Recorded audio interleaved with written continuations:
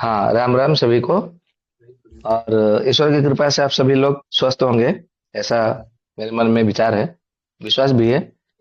तो आप लोगों का यदि कोई विषय पे मतलब है तो बताइए।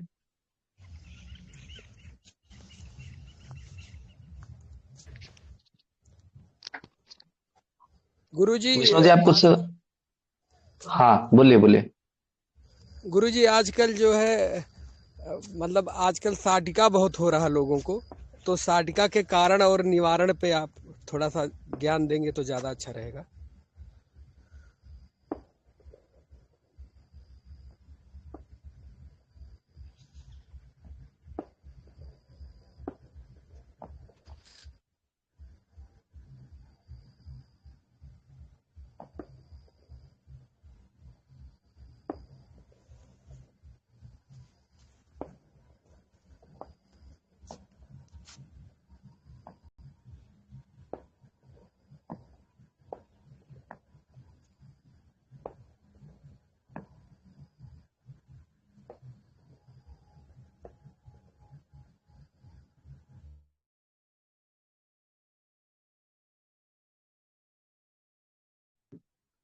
हाँ जी, राम राम, आवाज आ रही है।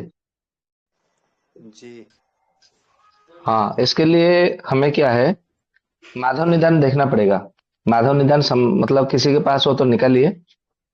है किसी के पास माधव निदान? माधव निदान में कौन सा श्लोक है गुरु जी? माधव निदान में आपको वात व्याधि निदान में आपको जाना पड़ेगा। सब पुस्तक तो नहीं है लेकिन हम ढूंढ के निकाल लेते हैं। अच्छा, ढूंढ के निकालेंगे, ठीक है। तो वात वात व्याधि व्याधि। निदान में, वात व्याधि, जी। वात व्याधि निदान में सबसे पहले बताया कि वात जो रोग है वो 80 प्रकार के होते हैं। 80 प्रकार के जो वात के जो कारण है, पूर्व रूप है, वो सबके लिए एक जैसा है।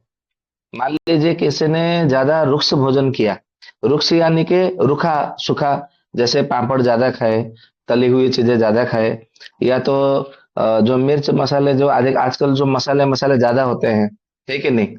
तो पुलाव बिरयानी ये सब ज्यादा खाते हैं लोगों को, एक एक प्रकार से आज की पीढ़ियों में ये थोड़ा सा ट्रेंड मतलब बना कि थोड़ा सा जो है ज्यादा करके मतलब रूखा सूखा खाने के एक प्रकार से अभ्यास हो गया है। और आजकल तो नेचुरोपैथी एक कोर्स मतलब करते हैं, उसमें बोलते हैं कि आपको बॉयल खाना खाना है, मतलब तेल का एक बूंद भी, एक छींटा भी मतलब उसमें नहीं डालना है। और ऐसे ही मतलब खाना है, रूखा सूखा खाना खाना है। और बहुत सारे लोग हैं कि उसमें बोलते हैं कि फल ज्यादा खाना है, फल ज्यादा खाना है। और बहुत सारे लोग मतलब क्या करते हैं, आजकल अचार भी उसमें सब लेते रहते हैं, अचार चिप्स और क्रंची, पिज्जा बर्गर, ये सब के सब रुक्ष आहार में आता है। तो आप जितना रुक्ष आहार सेवन करेंगे, आपके शरीर में वात रोग जो है बढ़ता हुआ जाएगा। फिर उसके बाद में आता है शीतल। शीतल यानी कि शीतल किसको कहा जाएगा? मिट्टी के मटके का पानी, घड़े का जो पानी है वो शीतल नहीं है। भले वो शीतल जल है, वो सुशीतल जल है। उसको मिट्टी के घड़े के पानी को सुशीतल जल ऐसा कहा जाता है। तो यहाँ पर शीतल जल का माने क्या होता है, अर्थ क्या होता है? तो शीतल जल का अर्थ होता है जैसे आपने रख लिया किसी दूसरे बर्तन में, स्टील के बर्तन में, लोहे के बर्तन में, प्लास्टिक के बोतल में आपने पानी भर के रख दिया, और वो बहुत ज्यादा ठंडा हो गया, फ्रिज में रख दिया आपने, कोल्ड स्टोरेज करके आपने रख दिया। तो ये जो शीतल जल है, शीतल जल को ज्यादा पीने से, और वसंत ऋतु में शीतल जल से स्नान करने से तो वात रोग जो है शीघ्रता से होती है। और हेमंत ऋतु में यदि आपने दिन में शीतल जल सुबह के समय जो स्नान करेंगे, यदि आपने शीतल जल से स्नान किया, तो भी आपके शरीर में वात रोग जो है, वात व्याधि, वो बढ़ती है। फिर उसके बाद में आता है कि बार बार लघु और अल्प परिमित आहार भोजन करने से। हाँ, आजकल ऐसा हो गया है कि कई सारे लोग जो है राजीव दीक्षित जी को सुनने के बाद, राजीव भाई को, कि बोलते हैं कि रात का भोजन नहीं करना है। बहुत सारे ऐसे नेचुरोपैथी वाले भी बोलते हैं कि रात का भोजन नहीं करना है, बिल्कुल हल्का भोजन करना है। कोई कोई कहते हैं कि सूर्यास्त के बाद में तो भोजन ही नहीं करना है। और कुछ लोग ये कहने लग जाते हैं कि सुबह में जो है एकदम से भोजन कर लो, फिर शाम के समय थोड़ा सा लाइट मतलब लेना है, लाइट फूड, खाना नहीं खाना है।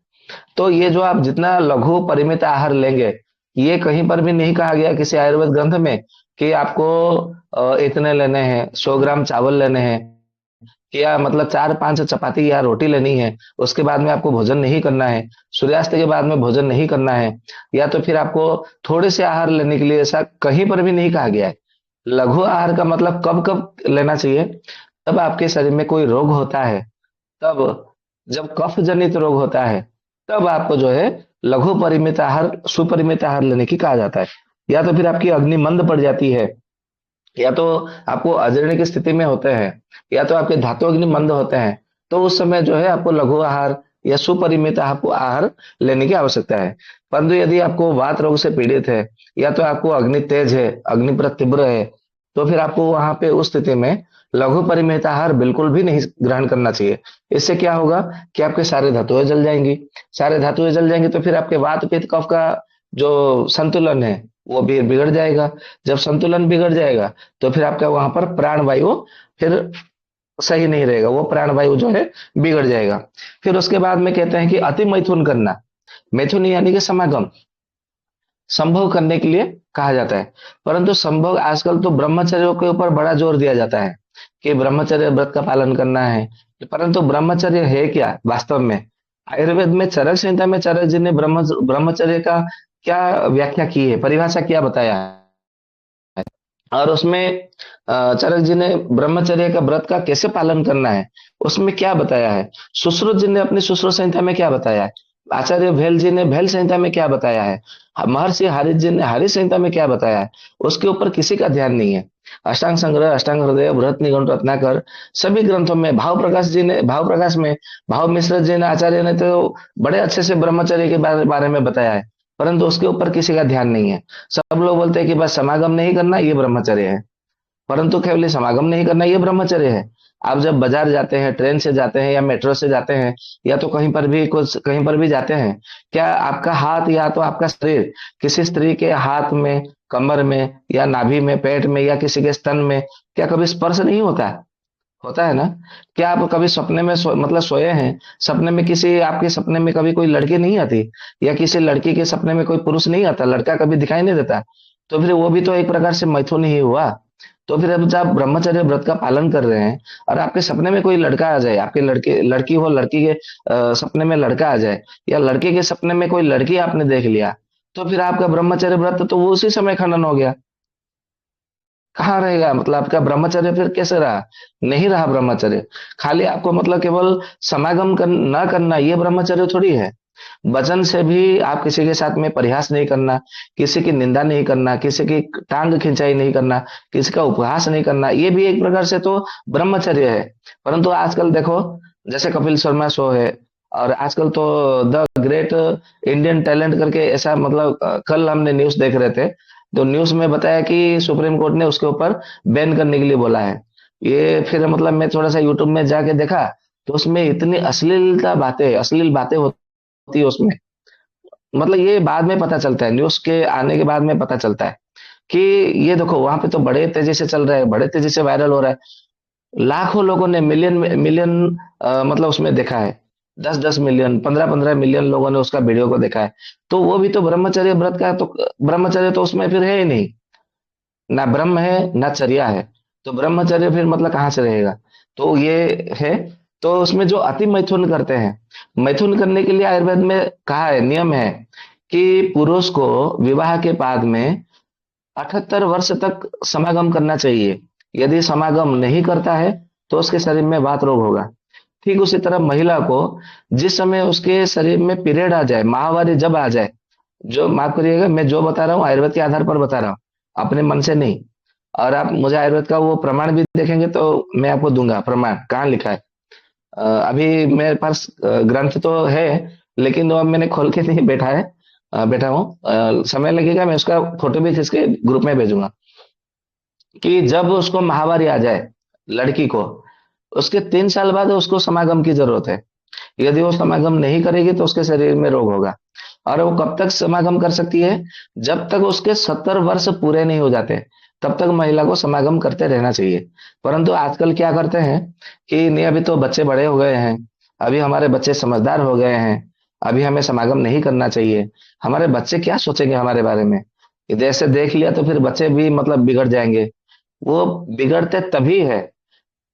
एक बात मतलब मैं आपको बताता हूँ, हरिवंश पुराण में एक जगह पे लिखा है कि यशोदा मैया जी ने कन्हैया जी को, भगवान श्री कृष्ण जी को उदुखल में बांध दिया था उनको, उनका उखल में। तो एक ग्वालिन आकर के यशोदा मैया से पूछती है कि अरे अरे अरे अरे, हे यशोदा मैया, यशोदा जी, तुम कितने निर्दयी हो, तुम्हारा मन कितना कठोर है। जैसे कछुआ का पीठ जैसे कठोर होता है। आप लोगों ने देखा होगा कछुआ कछुआ का पीठ, जो उसका पृष्ठ भाग है कितना कठोर होता है। पत्थर से भी मतलब तोड़ो ना, पत्थर भी उसके ऊपर डालो, उसको मतलब उसको डालो, तो भी उसको मतलब जो है कोई फर्क नहीं पड़ेगा, उसको दर्द भी नहीं होगा। ठीक है। तो इसका उतना कठोर है। तो उनकी सखी कहती है यशोदा जी को कि तुम्हारा जो हृदय है ना, कछुआ से पीठ से भी मतलब ज्यादा कठोर है। इतना कठोर नहीं होना चाहिए माँ का हृदय। अपने बच्चे को मतलब तुमने कड़कती धूप में जो है उखल में बांध करके छोड़ दिया है। तो बोले कि तुम्हें पता नहीं, ये दूसरे के घर में जाकर के माखन चोरी करता है। अभी इतना छोटा सा माखन चोरी करता है, इसलिए मैंने उसको। बोले अच्छा। फिर दूसरे सखी आ जाती है ग्वालिन। वो क्या कहती है, क्या तुम अपनी कन्हैया को, कन्ना लाल को माखन खाने नहीं देती? बोले देती तो हूँ। तो फिर वो चोरी क्यों कर रहा है? चोरी तब करते हैं जब उसका मन नहीं भरता। चोरी तब करते हैं उसका जब पेट नहीं, तो चोरी करके खाएगा। तो तुमने उसके पेट भरने तक माखन नहीं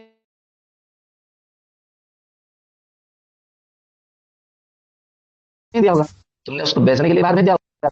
इसलिए जो है वो माखन चोरी करके उसे पेट भरने के लिए, मन तृप्त होने तक उसको दे दो, फिर वो क्यों जाएगा चोरी करने?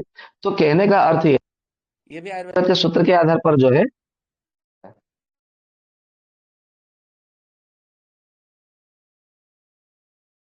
ये लिखा है सुश्रुत अपने सुश्रुत संहिता में, सूत्र स्थान में। वहां कहा है, जब कोई महिला किसी दूसरे पुरुष में आकर्षित तब होती है जब उसे अपने पति से समागम में उसे संतुष्टि न मिलता हो। ठीक उसी तरह पुरुष भी अपने पत्नी के अलावा दूसरे महिलाओं में तब खोजते हैं समागम करने के लिए जब अपनी पत्नी से वो तृप्त नहीं होते। आजकल बोलेंगे कि नहीं, कुछ लोग मतलब महिलाएं बोलेंगे नहीं, हम तो अपने पतियों को बड़े खुश रखते हैं, जब भी उनका मन करते हैं तो हम उसे समागम करने के लिए देते हैं। तो केवल समागम करने के लिए देना वो नहीं है।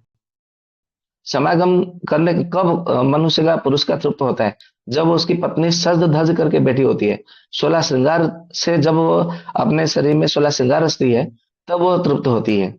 ठीक है। उसे सुंदर मुखरा दे करके, उसके हंसी स्मित हास्य दे करके, मधुर हंसी मुस्कान देखते हुए, फिर उसके जब 16 श्रृंगार में सज धज करके वो उसके पास आती है, प्रणाम करती है, फिर धीरे धीरे मीठे वचन बोलते हैं, और धीरे धीरे मतलब अपने आंखों में थोड़ी सी लाज, थोड़ी सी कामुकता लेकर के जब वो आती है उसके सामने, फिर उसे उसके पास रहती है, और धीरे धीरे वो बातें आगे बढ़ती है। अभी यहाँ पे पूरी तरह से कहना उचित नहीं है, क्योंकि कुछ परिवार वाले भी यहाँ पे बैठे हैं। कभी इसके ऊपर अच्छे से चर्चा करेंगे तो उसमें बताएंगे कि कैसे समागम करना चाहिए, कैसे महिला को आना चाहिए। और मैं जो बताऊंगा आपको सुश्रुत संहिता के आधार पर बताऊंगा, अपने मन से कुछ नहीं बताऊंगा, और ना ही मैं किसी कामसूत्र को लेकर के बताऊंगा। केवल सुश्रुत संहिता में लिखा है कि कैसे आपको समागम करना है, परंतु वहां पर सूत्र रूप में बताया, ऐसे विस्तार से नहीं बताया है। खाली उस सूत्रों को आपको समझना है। छोटे छोटे सूत्रों को आपने समझ लिया तो बस आपके परिवार में कभी विशृंखला नहीं आएगी, उशृंखला नहीं आएगी, ये अवश्य है। तो अति मैथुन करना, तो जो अति मैथुन करते हैं तो उसे प्रज्ञा अपराध के अंतर्गत अति योग में आता है। तो जो अति मैथुन करने के कारण भी शरीर में बात जो है विकृत हो जाती है। फिर रात में देर तक जागरण करना, जागृत रहना, तो ये भी जो है शरीर में वायु को ही प्रकोपित करता है, तो आगे चल करके बात रोग को बढ़ाता है। फिर विषम उपचार, विषम उपचार यानी कि जो पंचकर्म चिकित्सा आजकल करा रहे हैं, जैसे किसी को पता नहीं है, मतलब पता तो नहीं, ऐसा है कि किसी को आवश्यक नहीं है बस्ती की, और उसे बस्ती करा दिया। किसी को वमन की आवश्यकता नहीं है, उसे वमन करा दिया। किसी को विरेचन की आवश्यकता नहीं, उसे विरेचन करा दिया। जो किसी को मृतिका विलेपन की आवश्यकता नहीं, उसे मृतिका विलेपन कर दिया। किसी को शिरोधारा आवश्यकता नहीं, उसे शिरोधारा कर दिया। तक्रधारा, वारिधारा, पयधारा, घृत धारा, तेल धारा, जो जो आदि धाराएं हैं। ठीक है। तो और भी जो बहुत सारे हैं, जैसे स्वेदन करना, स्नेहन करना, उसको आवश्यक नहीं और उसे कर दिया। तो पंचकर्म की जो 16 प्रकार की प्रक्रियाएं हैं या क्रियाएं हैं, जो से उसे आवश्यक नहीं है उसको कर दिया, या जित कम मात्रा में आवश्यक है उसे अधिक मात्रा में कर दिया। क्योंकि आजकल भाड़ा भी जो लेते हैं पंचकर्म सेंटर केंद्र खोलने के लिए, चिकित्सा केंद्र, लाखों की संख्या में भाड़ा देते हैं रकम। तो उसमें जो लाखों में भाड़ा देते हैं, वो फिर भाड़े का मूल्य कैसे निकलेगा? इसके लिए कोई भी आए, बस बस्ती कराओ, स्नान कराओ, ये मूर्ति अवलोकन कराओ, सिरोधारा कराओ, बस मेरा भाड़ा निकलना चाहिए, मेरा पैसा निकलना चाहिए। उसके हिसाब से फिर उसको करते रहते, करा देते हैं, और 15 दिन में सारी प्रक्रिया करा देते हैं। ठीक है। एक एक दिन में फिर उसको सबको नशे कर देते, वो कर देते, वो मतलब ऐसा कुछ बाकी नहीं रखते, सारे प्रक्रिया कर देते हैं और उसका लंबा चौड़ा बिल उसके हाथों में थमा देते हैं। तो ये जो विषम उपचार कहा गया है, चरक जी ने कहा है विषम उपचार, तो ये विषम उपचार के कारण भी हमारे शरीर में वात रोग होते हैं। फिर उसके बाद में आते हैं कि वमनाति अति दोष के कारण जब होता है, यानी कि किसी को कम भूख लग रही है, उसे जबरदस्ती खिलाना, जैसे आजकल माए अपने बेटे को खिलाती है कि और थोड़ा खा ले, और थोड़ा खा ले, और थोड़ा खा ले। कहीं पे हम जाते हैं शादी ब्याह में, अरे आप तो शादी में आए, दावत में आए हैं और खाएंगे नहीं, ऐसे थोड़ी होगा, खाना तो पड़ेगा, और एक रसगुल्ला दे दो। नहीं नहीं नहीं, एक से क्या होगा, आपको दूसरा चाहिए, दूसरा लेना पड़ेगा, मेरी ओर से, मेरी ओर से, वहां पे दूसरा भी दे दिया। फिर दूसरा कोई आता है, तीसरा बंदा, नहीं नहीं आपने उसका मतलब और से खाया तो हमारी ओर से भी लेना पड़ेगा। फिर उसके बाद में वहां पे भी मतलब ऐसे करते जब हम देते हैं अधिक मात्रा में, तो फिर उसके उल्टी होने का संभावना रहती है, या तो फिर उसके जो अग्नि मंद होने की संभावना रहती है, अजीर्ण की संभावना भी बहुत ज्यादा रहती है। तो इस प्रकार से भी जो है उसके शरीर में वात दोष बहुत ज्यादा प्रकोपित होती है। फिर उसके बाद आता है कि किसी के शरीर में अति रक्तस्राव हो गया। रक्तस्राव कैसे? जैसे महिलाओं में आर्तव आने लगती है माहवारी के समय, तो जो आर्तव आने लगती है, कभी कभी क्या करते हैं कि नहीं मुझे वो व्रत है, मुझे शादी में ब्याह में जाना है, या तो फिर मुझे ये उपवास करना है, ये इसके लिए फिर मुझे जो है ना माहवारी आ जाएगा तो गड़बड़ हो जाएगा, मैं मंदिर में नहीं जा पाऊंगी। या तो फिर वो 16 सोमवार व्रत रखती है कोई कोई लड़कियां, तो सोमवार तो फिर उस समय पीरियड होगा तो मैं मंदिर नहीं जा पाऊंगी शिव जी के मंदिर में। या तो मुझे वो दावत में नाचना है, मेरे भाई का शादी है, या मेरी बहन की शादी है, या फिर मेरे मामा का शादी है, कोई कोई ऐसे रहते हैं, या चाचा का शादी है, मतलब उम्र का भी कभी कभी रहता है कम ज्यादा।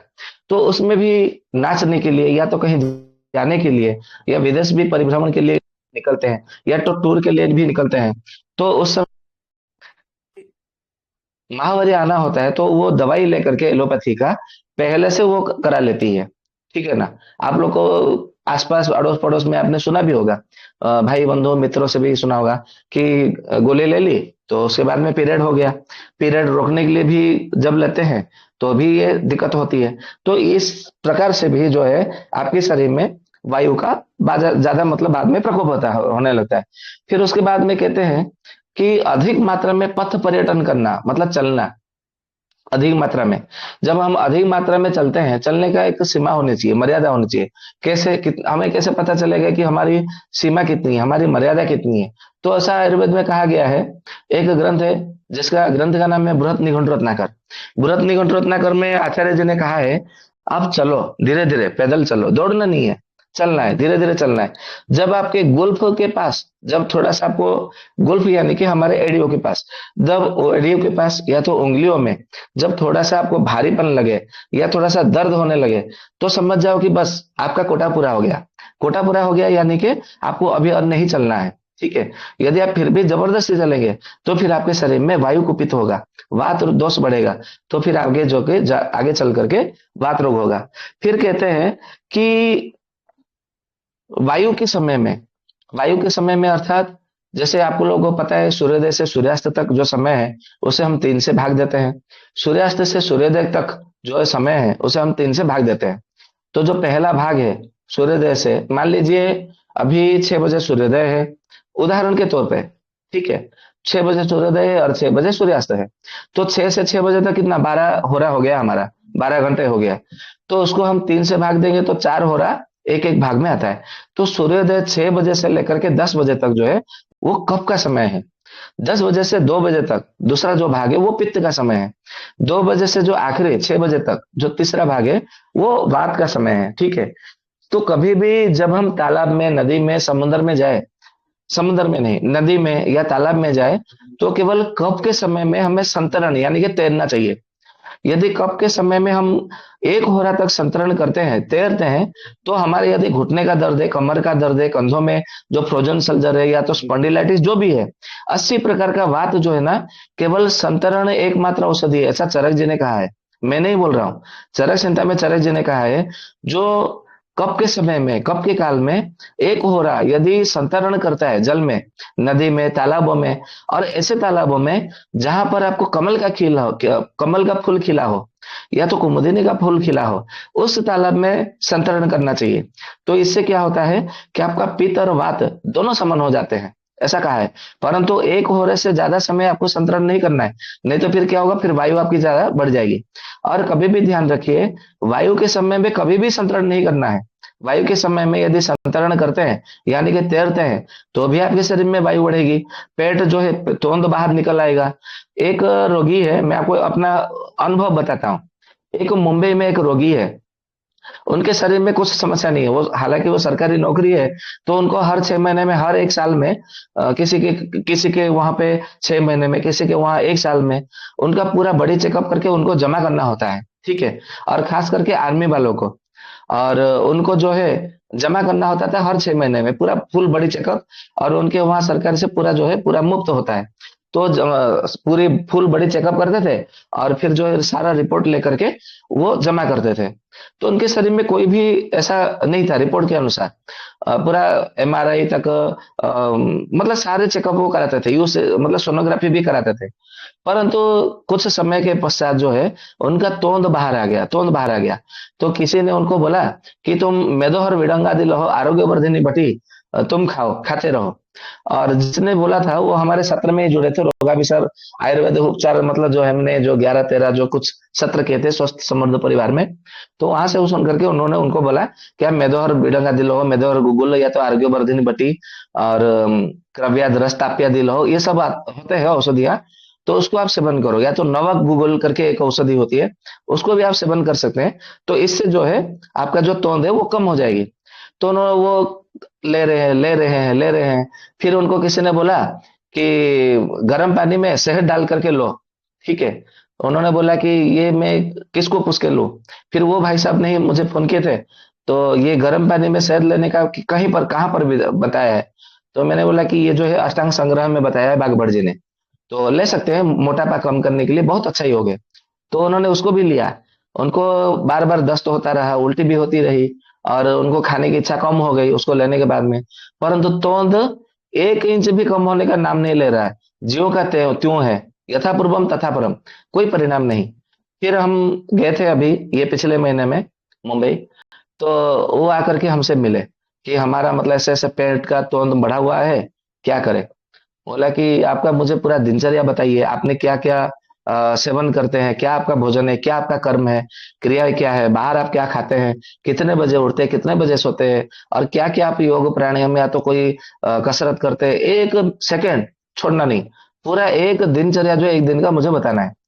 तो उनका पूरा दिनचर्या लेते हुए बहुत सारा गड़बड़ था, उन्होंने किसी नेचुरोपैथी सेंटर में जाकर के उन्होंने पूरा दिनचर्या अपना बनाया हुआ था कि ये फल खाना है, ऐसा करना है, वैसा करना है, वो पूरा सलाद खाना है, पूरा बिना तेल का, मतलब सब्जी बना करके खाना है। तो ये सब मतलब उनको पूरा बताया हुआ था, ठीक है। वो ले रहे थे उसके हिसाब से। फिर उन्होंने एक गड़बड़ी मतलब जो मुझे समझ में आई, वो ये है कि वो तैरने के लिए जाते हैं, ठीक है। तो जब, थोड़ा सा 1 मिनट में विराम लेता हूँ, थोड़ा सा मैं पानी पी लेता हूँ, ठीक है।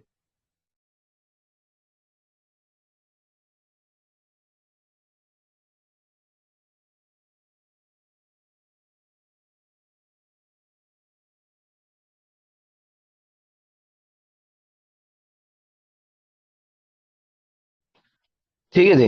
हाँ, तो उन्होंने बताया मुझे कि मैं अभी तैर रहा हूँ, और जब से तैर रहा हूँ, तैरने के लिए जा रहा हूँ, तब से जो है मेरा पेट का तौंद बढ़ा हुआ है। मतलब उन्होंने नहीं बोला कि मैं जब से तैर रहा हूँ तो मेरा पेट का तौंद बढ़ा हुआ है। तो उन्होंने बोला कि मेरा पेट का तौंद जो है वो कम नहीं हो रहा है 1 इंच भी। और ये मुझे ऑफिस में भी मतलब बहुत सारे लोगों ने ये बताया कि आपका तौंद कम करिए, कम करिए। तो मैंने बोला कि आपका जो पेट तौंद तभी कम होगा जब आप तैरना बंद करेंगे या तो तैरने का समय परिवर्तन करेंगे। वो तैरने कब जाते थे मालूम है? सुबह 4 बजे जाएंगे। और मुंबई में तो जगह बहुत कम होती है। वहां रात दिन कुछ फर्क नहीं। वहां पे आधी रात में भी वो उनका दिन ही है। रात आधी रात में भी आप जाएंगे भोजन करने के लिए, नाश्ता करने के लिए, तो भी आपको आधी रात में मिलेगा मुंबई में। मतलब उनके वहां दिन रात कुछ है ही नहीं। दिन रात बराबर है सभी समय। तो 4 बजे वो उठ जाते हैं। ब्रह्म मुहूर्त में उठने के लिए बोला हुआ है। तो 4 बजे उठ जाते हैं, फिर थोड़ा सा मतलब घर में योगा प्राणायाम करते हैं। तो योग प्राणायाम करने से क्या हुआ? उनका वायु के समय में तो उनका मन शांत हुआ, एक तो पहली बात है। और मन शांत हो गया, थोड़ा सा चित्तवृत्ति का निरोध भी हो जाता है योग से, प्राणायाम से। और फिर उसके बाद में वो 5 बजे जाते हैं। 5 बजे से लेकर के 6 बजे तक वो जो है तैरते हैं पानी में, पूरा 1 घंटा तैरते हैं, 45 मिनट वो तैरते हैं। 5 बजे से पौने 6 बजे तक। जबकि मुंबई में सूर्योदय होता है अभी के समय में लगभग 6:30 बजे के आसपास। उस समय सूर्योदय होता था। तो मैंने बोला कि तब तक सूर्योदय नहीं होता है तो आप तैरने के लिए कैसे जाते हैं? बोले नहीं, वो तो दिन रात 24 घंटे खुले रहते हैं। कोई भी कभी भी तैर सकता है, ऐसा कुछ नहीं है। उसका आपको मेंबरशिप लेना पड़ता है, सदस्यता। उसको पैसे कुछ भरने होते हैं, फिर आप कभी भी आ सकते हैं, कभी भी जा सकते हैं वहां पे। ऐसा है। बोला परंतु ये रात को तैरने का समय थोड़ी है। आप कब के समय में भी आप तैर सकते हैं, चलो ठीक है। रात के समय सूर्यास्त के बाद में आप 1 आध घंटे 2 घंटे तक जो है आप पानी में तैर सकते हैं, तालाब में। नदी में नहीं, तालाब में तैर सकते हैं। अपने गांव का जो तालाब है, नदी में भी तैरने के लिए मना किया गया है। और समुद्र में भी स्नान करने के लिए मना किया गया है रात को। और आप जब जाते हैं वो तो वायु का समय है। फिर उससे तो वायु और ज्यादा प्रकोपित होगा। तो फिर कैसे आपको परिणाम थोड़ी मिलेगा? मुझे लगता है आपका पेट का तोंद जो बढ़ा हुआ है, वो इसका मुख्य कारण यही है कि आपने रात को सुबह में मतलब सूर्योदय से पहले जब जाकर के तैरते हैं, उसको आप बंद करिए। और मजे की बात बताऊं, मैं अभी 3 दिन पहले उनका फोन आया था। उन्होंने 1 महीने पहले उन्होंने बंद कर दिया तैरना। अभी उनका 2 इंच कम हुआ है तोंद। और केवल उनका मैंने कोई औषधि अभी नहीं दिया है। कोई औषधि नहीं चल रही है। केवल पानी में तैरने का मैंने बंद कर दिया। मैंने उनको बोला कि आपको सूर्योदय के लगभग 1 घंटे के बाद में आप जा करके तैर सकते हैं, या तो फिर आप दोपहर में भी तैरेंगे तो चलेगा। उन्होंने बोला कि नहीं, मुझे तो 7:30 बजे ड्यूटी है मेरा, तब तक मैं नहीं जा सकता। बोला तब तो फिर आप तैरना बंद कर दीजिए, छोड़ दीजिए। तो उन्होंने तैरना छोड़ दिया अभी। तो अभी 1 महीने में 2 इंच उनका पेट का तोंद कम हुआ है। तो आप समझ सकते हैं, केवल आप आहार से, या तो खाली बिहार से, या तो फिर आपको पहले औषधि से सब ठीक हो जाएगा, ऐसा नहीं है। हमारे दिनचर्या में भी कुछ गड़बड़ रहता है, तो उसके कारण भी हमें रोग होता है। ठीक है। तो ये सब हमें एक एक चीज को हमें समझना है कि कहाँ पर हमें गलती रहती है। और फिर उसके बाद में जो है व्यायाम आदि जो दुसाध्य कर्म करते हैं, उसके कारण भी जो है हमारे शरीर में वात रोग जो है वो बढ़ जाती है। ठीक है। तो व्यायाम आदि दुसाध्य कर्म का अर्थ क्या है? व्यायाम आदि दुसाध्य कर्म यानी कि जब हम जिम जाते हैं कसरत करने के लिए, सब लोगों ने पैसा मतलब जमा जमा किया हुआ कि मैंने सदस्यता लिया है, पैसा मैंने भरा है। ठीक है, आपने पैसा भरा है, अच्छी बात है। परंतु आपने यदि अधिक मात्रा में आपने सेवन किया, ठीक है, मतलब सेवन किया का क्या अर्थ है? कि आपने पसीना निकाला, चलो ठीक है। लेकिन पसीना निकलने के बाद में भी यदि आप लेते हैं और ज्यादा मतलब जिम करते हैं, तो उसके बाद में क्या होगा कि आपके शरीर में वात जो है वहां पर कुपित हो जाएगी। ये निश्चित रूप से है। फिर उसके बाद में आता है कि धातु से अधिक मात्रा में करना। धातु यानी कि हमारे शरीर में जो 7 धातुएं हैं, रस धातु को, या रक्त धातु, मांस धातु, मेद धातु, अस्थि धातु, मज्जा धातु, शुक्र धातु। आजकल जाते हैं ना हम रस, एक एक धातु के ऊपर हम चर्चा करते हैं। रस धातु के ऊपर सबसे पहले चर्चा करेंगे। तो रस धातु कैसे हम क्षय करते हैं? मान लीजिए कि हमने अधिक मात्रा में पसीना बहाने का काम किया, तो वहां पर जो है रस धातु हमारा क्षय होता है। रक्त धातु कैसे क्षय होता है?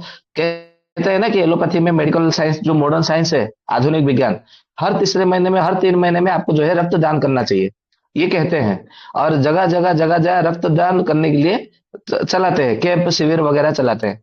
परंतु आपको जान करके हैरानी होगी, सुश्रुत संहिता में महर्षि सुश्रुत जी ने शारीर स्थान में कहा है जो अकारण ही रक्त अपने शरीर में से निकालते हैं, उनका शुक्र धातु दुर्बल पड़ जाता है और उन्हें शीघ्र पतन की बीमारी आने लगती है। और अधिक मात्रा में जब रक्त दान करते हैं, रक्त मोक्षण क्रिया करते हैं, तो नपुंसकता आ जाती है। यही एक कारण है कि हमारे भारत में रक्तदान शिविर जगह जगह करके करते लोगों को नपुंसक बनाया जा रहा है। परंतु ये बात बताएंगे तो बोले यार ऐसा थोड़ी होता है, ये मॉडर्न साइंस ने तो बताया है। अरे भाई मॉडर्न साइंस की तो ऐसी की तैसी, उसको क्या बताए फिर, मतलब किसको किस किस के मतलब किस किस से लड़े।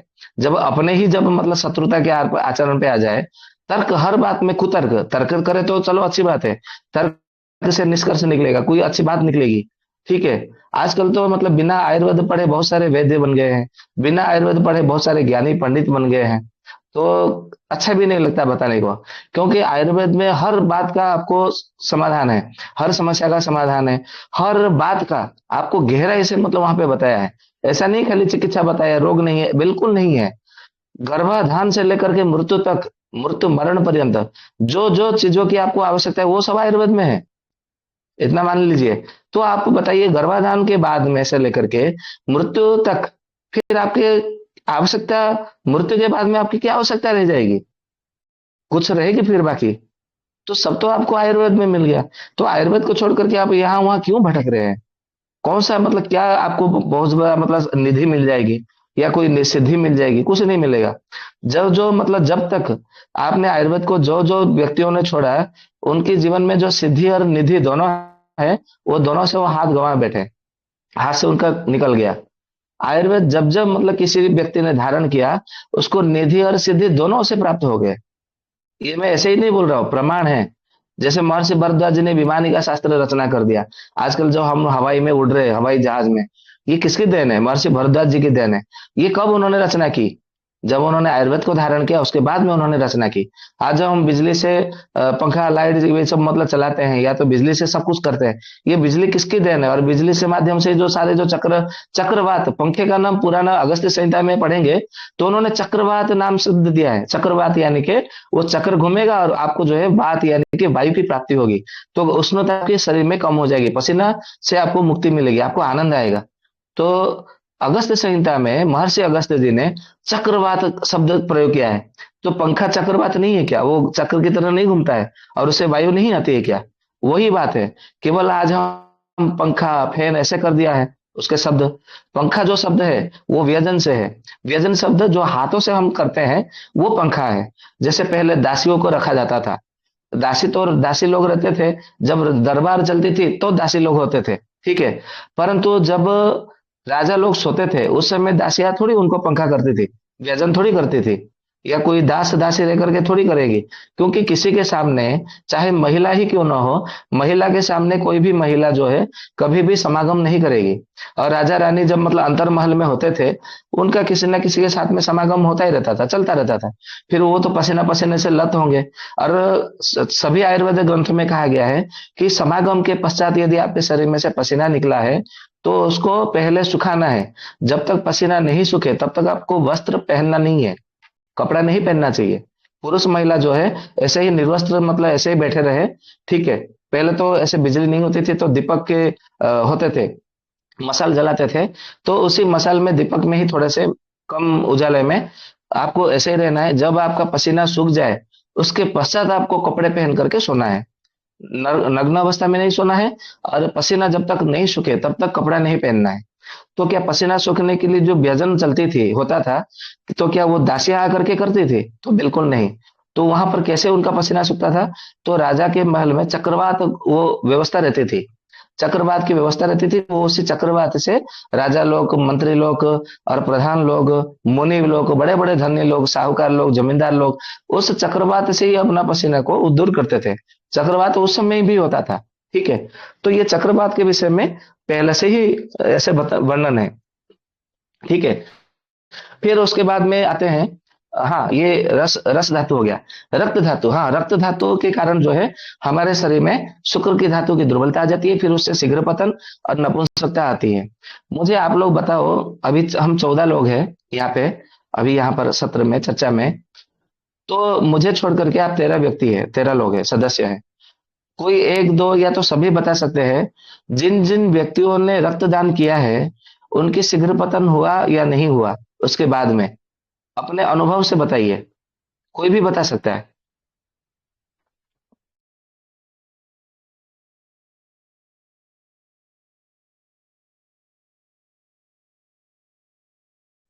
क्या किसी ने कभी रक्तदान नहीं किए या अनुभव नहीं है? हमने तो कभी नहीं किया है गुरुजी रक्तदान कभी। ठीक है, किसी ने रक्तदान किया है या नहीं किया कभी?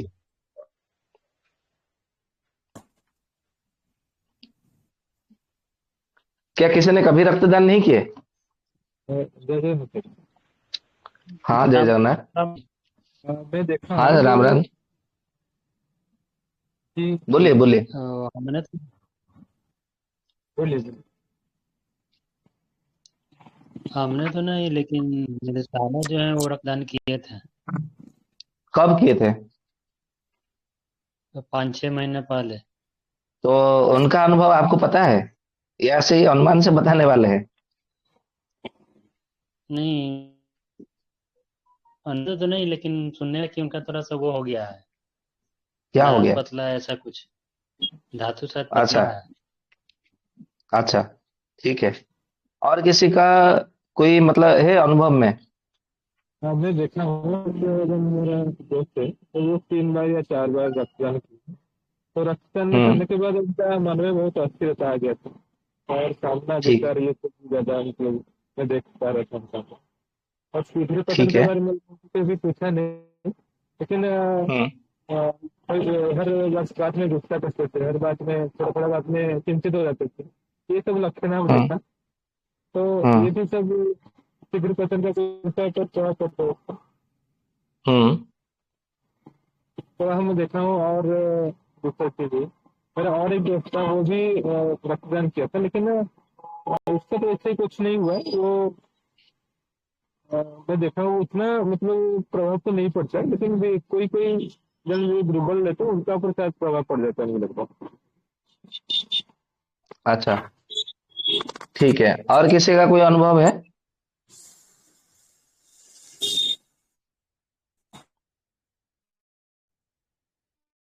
और किसी भाई बहन किसी का अनुभव है या कोई अनुभव नहीं है?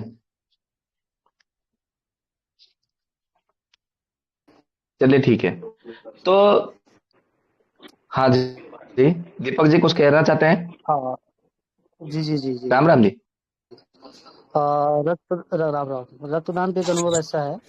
एक तो मेरे हम्म। व्यक्तिगत जीवन का अनुभव ये है कि जब मैं पहली बार अपने आपकी आवाज कट कट के हुए आ रही है, नेटवर्क सही नहीं है।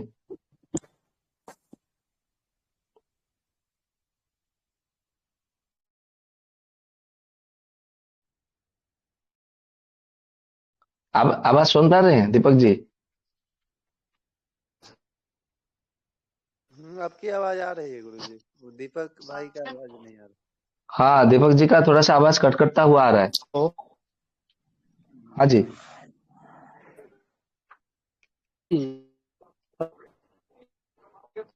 आपकी आवाज नहीं आ रही है अच्छे से।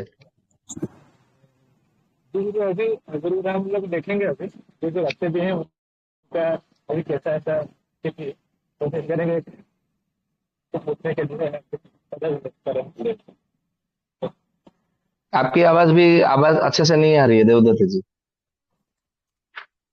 ठीक है। नहीं तो और किसी को और किसी को बताना है? और किसी का अनुभव हो तो बता सकते हैं। ये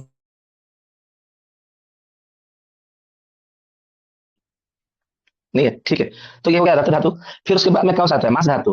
तो मांस धातु का क्षय कैसे होता है?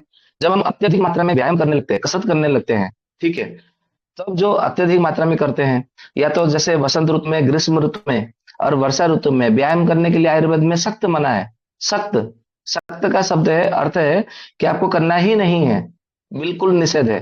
परंतु हमारे भारत के बहुत सारे ऐसे लोग मूर्खतावश जिम में जाते हैं, वो कसरत करते हैं और मतलब जाते हैं। तो वहां पर क्या होता है कि उनका मांस धातु फिर वहां पे क्षय होने लगता है। तो मांस धातु के क्षय होने पर भी आपके शरीर में वायु रोग विकार हो जाता है, मतलब ग्रसित हो जाता है। फिर उसके बाद में आता है मांस मेद। मेद धातु, मेद धातु का यहाँ पर कैसे समझेंगे? तो मेद धातु का कहाँ पर वास होता है हमारे शरीर में? तो मेद धातु हमारे शरीर में कमर में वास होता है, ऐसा कहा जाता है। सभी आयुर्वेद ग्रंथों में ऐसा बताया है, परंतु चरक संहिता में ऐसा बताया है कि मेद धातु जो है ना, जहां जहां मांस है वहां वहां मेद जो है सूक्ष्म रूप में वास करता है, ऐसा चरक जी ने बताया है। ठीक है, तो पूरे शरीर में तो आपका मांस है, ऐसा कोई स्थान नहीं जहां पर मांस नहीं हो। जहां जहां हड्डी है, जहां जहां पूरे शरीर में आपका मांस नहीं है अवश्य है। हमारे सर में भी देखेंगे तो थोड़ी थोड़ी मात्रा में तो मांस निकलता ही है कि नहीं? तो मांस जहां जहां है मेद भी वहां पर है। तो जो मांस धातु का क्षय होता है तो मेद धातु का भी क्षय हो जाने लगता है। इसीलिए आपको देखेंगे गर्मी के मौसम में, मतलब वसंत ऋतु, ग्रीष्म ऋतु और वर्षा ऋतु, इसको ये 3 ऋतु में जब हम अधिक मात्रा में व्यायाम करते हैं, अत्यधिक मात्रा में कसरत करते हैं, या तो अत्यधिक मात्रा में शरीर की शारीरिक क्रिया करने लगते हैं, तो मांस धातु भी क्षय होता है, तो साथ में मेद धातु का भी क्षय हो जाता है। ठीक है, फिर उसके बाद में आता है मेद अस्थि। अस्थि धातु, अस्थि धातु कैसे? अस्थि धातु ऐसा है कि आजकल हम लोग जो है ना पार्लर जाते हैं, महिलाएं तो ज्यादा जाती है और पुरुष भी जाने लग गए हैं। तो जब हम पार्लर में जाते हैं, जाकर के क्या बोलते हैं, वो जो कोई ऐसा नहीं आता जिसमें से हवा फेंकने लगता है बालों को पूरा स्मूथ करने के लिए, उसका नाम तो मुझे नहीं पता, मैंने फिल्मों में कुछ कुछ फिल्मों में देखा था। ठीक है, तो एक होता है ऋषि कपूर का एक फिल्म है, उसमें हीरोइन का नाम माधवी ऐसा करके है, उसकी जो चोटी है ऊपर टेढ़ा रहता है, तो उसको पार्लर, ब्यूटी पार्लर ले जा करके उसका चोटी को टेढ़ी जो चोटी है उसका पूरा सीधा कर देते हैं, वो हवा गरम गरम हवा दे करके। तो एक बार मतलब मेरे मन में ये क्या होता है, कैसे काम करता है, तो किसी ब्यूटी पार्लर जो काम करते हैं उनको पूछते हैं, पूछ लिया, ब्रह्मपुर में नहीं। तो उन्होंने बोला कि हाँ हमारे यहाँ है ना, करते हैं हम। बोला कैसे? मैं उसको थोड़ा सा खाली अनुभव करना चाहता हूँ, समझना चाहता हूँ कि ये क्या करता है, कैसे काम करता है। तो बोला कि आपके सर में करते हैं? बोला नहीं नहीं, मुझे नहीं करना है, मैं खाली समझना, अनुभव करना चाहता हूँ। तो उन्होंने बोला कि आप नहीं करेंगे तो कैसे अनुभव करेंगे? बोला चलो ठीक है, करो मेरे सर के ऊपर। तो उन्होंने ऐसे ही किया, तो इतना गरम गरम लगता है, अच्छा भी लगता है ऐसा नहीं है, परंतु इतना गरम गरम लगता है। फिर मैंने सोचा कि चलो आज मैं बिना तेल का ही मैं रहता हूँ। और आप यकीन नहीं करेंगे, उस दिन मुझे रात को, ऐसे तो मैं कहीं पे बैठे भी मतलब 5 मिनट बैठ जाऊं ना तो मुझे तुरंत नींद आ जाए, बिस्तर पे, मैं जमीन पे भी लेट जाऊं तो मुझे तुरंत नींद आ जाती है। परंतु उस दिन मुझे 1 हो रहा विलम्ब से नींद आई। कहने का अर्थ है कि जब आप ब्यूटी पार्लर में जाकर के जो हवा करते हैं ना, जो तेज गर्म हवा, उसका नाम मुझे मालूम नहीं है, आप लोग को मालूम हुआ तो अच्छी बात है। जो गरम गरम वो काले रंग का होता है, वो ऐसा करके वो हवा छूटता है, गरम गरम हवा। तो वो धोने के बाद में, बाल धोने के बाद में उसको सुखाने के लिए वो प्रयोग करते हैं। तो उसके भी जब हम प्रयोग करते हैं, या तो दांतों में भी क्या करते हैं, रूट कैनाल करते हैं आजकल। और किसी के दांत टेढ़े मेढ़े हैं, उसको सीधा करने के लिए एक तार जैसा वो लगा के रखते हैं दांतों में। या तो हम ज्यादा मात्रा में जो है पेस्ट, आजकल केमिकल वाला पेस्ट हम उपयोग करते हैं, टूथपेस्ट। ठीक है, और हम आंखों में वगैरह वगैरह ये डालते रहते हैं कुछ ना कुछ, ईयर ड्रॉप, ये आई ड्रॉप डालते रहते हैं, केमिकल वाला बहुत सारे जो है आई ड्रॉप हम डालते रहते हैं। और उसके साथ में हमने बिना किसी कारण का, बिना किसी कारण के देर देर तक हम मतलब मोबाइल ज्यादा मात्रा में देखते रहते हैं, तो इसके कारण भी हमारी अस्थि धातु दुर्बल होती है। अब आप बोलेंगे चलो उससे तो समझ में आता है, ठीक है, परंतु अस्थि धातु मोबाइल देखने से कैसे अस्थि धातु दुर्बल होती है? आज लोग, आप लोग बताइए, आजकल किसी का अस्थि धातु सही है क्या? थोड़ी सी कहीं पर भी गिर जाते हैं तो उनका हड्डी टूट जाती है, फ्रैक्चर हो जाता है, कमर में से मतलब खिसक जाती है, घुटने से खिसक जाती है, हर कहीं पे मतलब बोलते हैं क्या हो गया, तो फ्रैक्चर हो गया। अरे भाई पहले तो मतलब कुश्ती लड़ते थे डिसम डिसम करके। आप दारा सिंह की मतलब वीडियो देखो, हनुमान जी, रामायण में हनुमान जी बने हुए हैं। या तो पहले के भी मतलब पहलवान होते थे, हर गांव में अखाड़े होते थे, मुक्का मारते थे एक दूसरे का। आप मतलब महाभारत पढ़ेंगे तो वहां पे दुर्योधन अपने लोहे का मतलब गदे से, दुर्योधन जो है अपने छाती पे वार करवाता था, और 2 व्यक्ति को रख करके अपने छाती में पीटता था कि पीटो मुझे, मारो। लोहे के गद्दे से छाती में वार करना और जोर से, जरा कल्पना करिए कितना व्यक्ति का मतलब कितना उसका शरीर फौलाद जैसा होगा, कि उसको फौलाद जो है ना, ये उर्दू भाषा है, हम आयुर्वेद की भाषा में बोलेंगे तो उसको तीक्ष्ण लोह कहा जाता है। क्योंकि लोह भी, जो लोहा जो होता है ना, वो 23 प्रकार के हैं, तो ये तीक्ष्ण लोह है जिसको हम फौलाद बोलते हैं। तो तीक्ष्ण लोह भस्म यदि सेवन करे 1 वर्ष, तो उसका शरीर भी तीक्ष्ण लोहे की तरह हो जाएगा, मतलब फौलाद की तरह हो जाएगा। ये आयुर्वेद ग्रंथों में कहा है। और कहाँ पे कहा है? चरक संहिता में ही कहा है। चरक संहिता में चरक जी ने बोला है कि तीक्ष्ण लौह भस्म यदि हम थोड़ी थोड़ी मात्रा में सेवन करें तो हमारा शरीर भी तीक्ष्ण लोह की तरह हो जाएगा। और जो 23 प्रकार का लोहा है उसमें तीक्ष्ण लोह सबसे उत्कृष्ट लोहा है, मतलब सर्वश्रेष्ठ लोहा है, ऐसा हम मतलब कह सकते हैं। ठीक है। तो उसके विषय में ऐसा कहा गया। फिर उसके बाद में क्या कहते हैं? अस्थि धातु हो गया, मज्जा धातु। तो जहां जहां अस्थि धातु विकार होगा वहां वहां आपका मज्जा धातु भी विकार हो जाएगा। फिर आता है शुक्र धातु। आजकल तो स्कूल में विद्यालय में जाने वाले बच्चे भी समागम करने लगे हैं, या टीवी में देखते हैं, मोबाइल में देखते हैं, वो पिक्चर व्यू सब आता रहता है, मन में कल्पना करते हैं, देख लेते हैं, फिर गंदी गंदी गालियां भी देते हैं। खाली मन से सोचने से हमारा शुक्र धातु क्षय नहीं होता है, वाणी में बोलने से भी हमारा शुक्र धातु क्षय होता है। मैं एक व्यक्ति से मिला, उनका शुक्र धातु ज्यादा मात्रा में क्षय होता था। ठीक है। तो उनका नाड़ी में भी आया कि आपका शुक्र धातु ज्यादा क्षय है, धातु क्षय है, और धातु आपका पतला है, इसके कारण आपको ये समस्या हो रही है। तो उन्होंने बोला कि नहीं, मैं ऐसा तो ज्यादा मैथुन करता नहीं। तो मैंने सोचा आप मन में ज्यादा विचार करते हैं क्या मैथुन का, किसी को लेकर के, क्योंकि आप तो घर परिवार से दूर है, ऐसा आपने बताया। तो बोले नहीं, मेरा ऐसा तो मतलब कुछ नहीं है, क्योंकि समय ही नहीं मिलता मन में विचार करने के लिए सब, कि मैं ऐसा करूं ऐसा करूं ऐसा। तो ऐसा तो कोई मन में विचार आता ही नहीं है, क्योंकि मैं घर परिवार से दूर हूँ। और सुबह 7 बजे से लेकर के रात 10 बजे तक मेरी नौकरी है, और मेरा प्राइवेट कंपनी में जब पड़ता है, मैं वहीं पे कंपनी में रहता हूँ, वहीं पे खाना पीना सब कंपनी में ही है। और सुबह 7 बजे से 10 बजे तक मेरा ड्यूटी रहता है, काम रहता है। तो इतना काम करते थका रहता हूँ, रात को 11 बजे भोजन करके सो जाता हूँ, क्योंकि फिर मुझे सुबह में 5 बजे उठना है। तो ये तो विचार करने के लिए होता ही नहीं मन में तो कभी। और मुझे कभी छुट्टी नहीं है। छुट्टी तब होती है जब मैं घर पे जाने के लिए जाऊं, तो ही मतलब मुझे छुट्टी मिलती है 10-15 दिन की। उसके बाद में घर से आने के बाद में फिर से मैं ड्यूटी पे लग जाता हूँ। तो कभी कभी तो अपने परिवार वालों से बात करने के लिए भी फुर्सत नहीं होती। 15 दिन में, 20 दिन में, महीने में एक बार बात करता हूँ। तो मन में क्या विचार करूंगा। बोला फिर आप क्या समागम को लेकर के कभी कोई चर्चा करते हैं, या ऐसा कोई किताब पढ़ते हैं? बोले किताब पढ़ने की भी समय नहीं है। हाँ, हम जो ड्यूटी करते हैं, कर रहे होते हैं, आपस में जो कारीगर लोग होते हैं, तो हम आपस में ही एक दूसरे को कभी कभी गाली दे देते हैं, या तो कभी कभी ऐसा बोल देते हैं। तो ये होता रहता है। तो मैंने बोला कि आप जब मन में भी ना करे, क्रिया में भी ना करे, चिंतन में भी ना करे, परंतु यदि बातों से, वाणी से भी जब होता है ना, तो भी वो एक प्रकार से शुक्र धातु का क्षय ही हो जाता है। ठीक है, धातु को पतला कर देता है। कोई कोई लोग बोलते हैं ना, मेरे मन में कुछ नहीं है, मेरे खाली जबान में, मतलब मेरा जबान ही टेढ़ा है, मेरा जबान ही मतलब कड़वी है, बाकी मेरा मन का पूरा साफ है। अरे भाई, खाली मन नहीं, मन, कर्म, वचन, मतलब मन वचन शरीर, वचन भी उसमें मुख्य भागीदारी है। यदि ये वचन में भी आप किसी से मतलब ज्यादा, कोई कोई लोग होते हैं ना कि अपने भाभी से मतलब ऐसे गंदी गंदी वो क्या करते हैं, मतलब बातें करते रहते हैं मजाक मजाक में। कोई कोई अपने साली के साथ में मजाक मजाक में ऐसे अश्लीलता भरी बातें करते हैं, उपहास करते रहते हैं, कि कहते हैं कि साली तो आधी घरवाली होती है, और देवर तो आधा घरवाला होता है, ऐसा कहा जाता है। हालांकि देवर और भाभी का जो है ना, माँ और पुत्रवत का संबंध है, ऐसा हमारे वाल्मीकि रामायण में कहा है। तो हमारे शास्त्रों में भी ये मर्यादा है। ठीक है। तो कहने का अर्थ है कि जब आप वाणी से भी, वचन से भी आप ऐसे कुछ बोलते हैं, भले आपका मन में भी ना हो, तो भी वहां पर शुक्र धातु का क्षय हो जाता है। फिर उसके बाद में है कि जो अधिक मात्रा में चिंता करते हैं, एक होता है चिंता करना, दूसरा होता है चिंतन करना।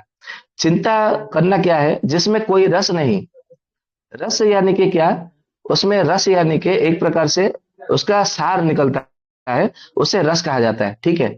जैसे हम पानी पीते हैं, तो पानी में क्या, पानी से क्या होता है? पानी में बहुत सारा सार होता है, जो कि हमारे सभी धातुओं का भी पुष्ट परिपुष्ट करता है, परिपालन करता है धातुओं का। रस, रक्त, मांस, मेद, अस्थि, मज्जा, शुक्र, सबका परिपालन करता है। तो पानी भी हम ऐसे पिए जिसमें रस हो। आप बोलेंगे कि हमें कैसे पता चलेगा?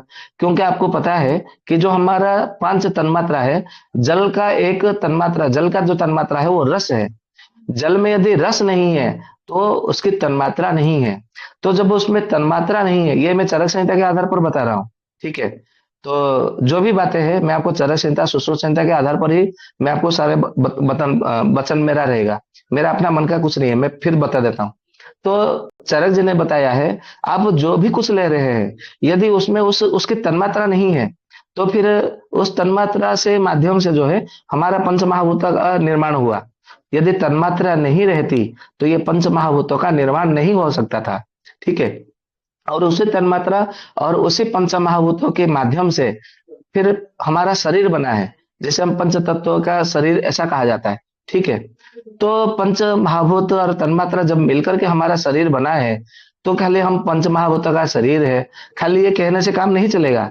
इन पंच महाभूतों को परिपालन करना भी हमारा ही दायित्व है, हमारा ही कर्तव्य है। यदि हम अपने कर्तव्य से मुंह मोड़ ले या अपने दायित्व का मतलब त्याग कर दे या परिपालन न करे, तो भी हमारे शरीर में रोग होगा, तो भी हमारा वाणी अपने आप में विकृत हो जाएगी। आप कितना भी अच्छे साहित्य का आप अध्यापक या अध्यापिका ही क्यों ना हो, फिर भी आपकी वाणी में वो तेज, वो जो नहीं रहेगा। भले आप कितना बड़ा सन्यासी क्यों ना हो, कितने बड़े तपस्वी ही क्यों ना हो, वो शक्ति नहीं रहेगी, वो आपकी वाणी में वो महात्मता नहीं रहेगी। भले आप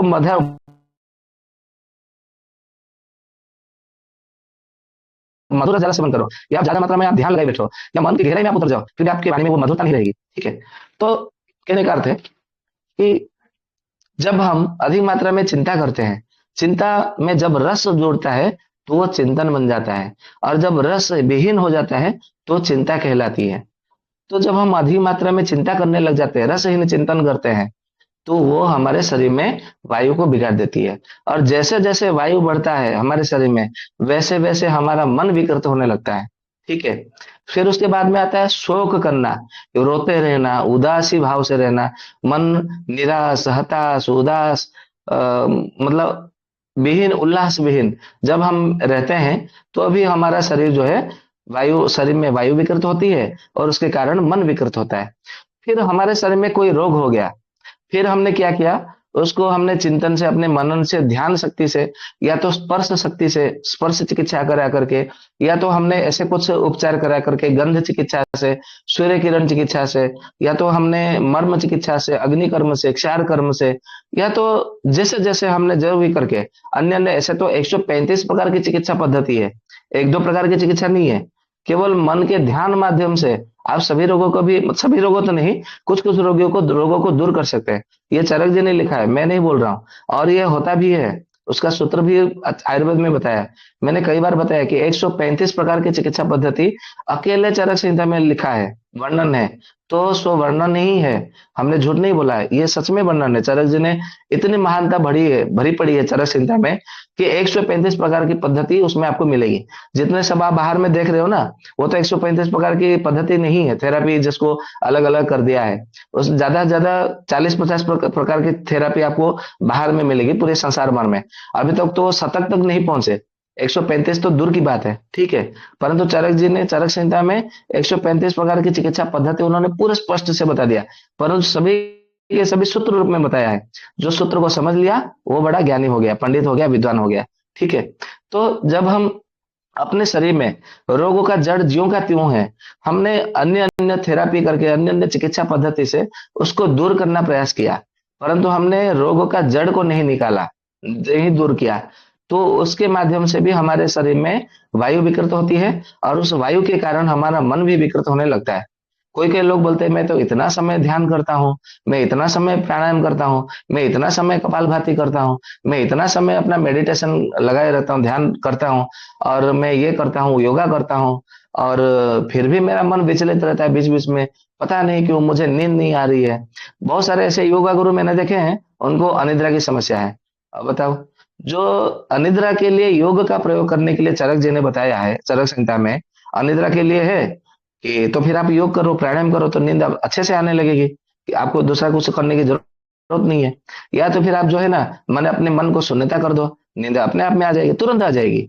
या तो शवासन कर दो तो भी आ जाएगी, या तो अपने सांस को थोड़े से समय के लिए रोक दो, फिर थोड़े से समय छोड़ दो, फिर बाहर ही रोक दो, फिर थोड़े समय के लिए अंदर ले लो। मतलब इसको जो है पूरा कर कुंभक कहा जाता है, अंतर कुंभक, बहिर्कुंभक, ये प्राणायाम के अंतर्गत आता है। कुंभक, पूरक, रेचक, ये 3 प्रक्रिया है। 3 प्रक्रिया के माध्यम से हमारी प्राणायाम होती है। तो अंतर कुंभक, बहिर्कुंभक भी करते हैं, तो भी हमारा जो है अनिद्रा का ये सबसे बढ़िया सर्वौषधि है। ठीक है। परंतु इसको भी अलग अलग मतलब थेरापी नाम दे दिया गया आजकल। मतलब क्या बताए, कोई भी मतलब सारा का सारा ऋषियों का ज्ञान है, उसको अंग्रेजी का नाम दे करके, और हम विदेशियों ने मतलब अंग्रेज यहाँ से गया इंग्लैंड, अमेरिका, बाहर देशों में, जापान में, चाइना में, फिर वहां से कोई अलग नाम लेकर के आया, ठीक है, उसको हमारे भारत के लोग वाह वाह वाह, ये हमारे भारत के बाहर विदेशों ने बड़ी तरक्की कर ली है। अरे खाक खाक तरक्की की है, उसका उसको मतलब सूत्र अभी तक पता नहीं है, उसको खाली ऊपर ऊपर से बताया है, खाली उसने मतलब थोड़े बहुत रिजल्ट परिणाम मिल जाते हैं, परंतु रोग का जड़ ज्यों का त्यों आपके शरीर में है, ठीक है। तो रोग कैसे मतलब दूर होगा, तो इसका सुश्रुत सुश्रुत संहिता में आप 15वें अध्याय में जाएंगे, 15वें अध्याय में सुश्रुत संहिता में महर्षि सुश्रुत ने बड़ी अच्छी बात कही है। क्या भाग मालूम है, समदोषा, सबसे पहले आप अपने वात पित्त कफ दोष को समन करो, दूसरी तरफ थेरेपी में बच जाओ, पहले अपने वात पित्त कफ का समन करो किसी वैद्य के पास जाकर के, फिर समाग्निश्चा, मतलब 13 प्रकार की अग्नि है, सभी 13 प्रकार की अग्नियों के ऊपर काम करो, अग्नि को जितना रहना चाहिए समअग्नि रखो। फिर उसके बाद में समधातु, पुरुषों में 7 धातु, महिलाओं में 8 धातु, एक ओज धातु को मिलाएंगे तो पुरुष में 8 धातु, महिलाओं में 9 धातु होते हैं। तो पहले धातुओं को पुष्ट करो, फिर उसके बाद में आता है मलह क्रिया।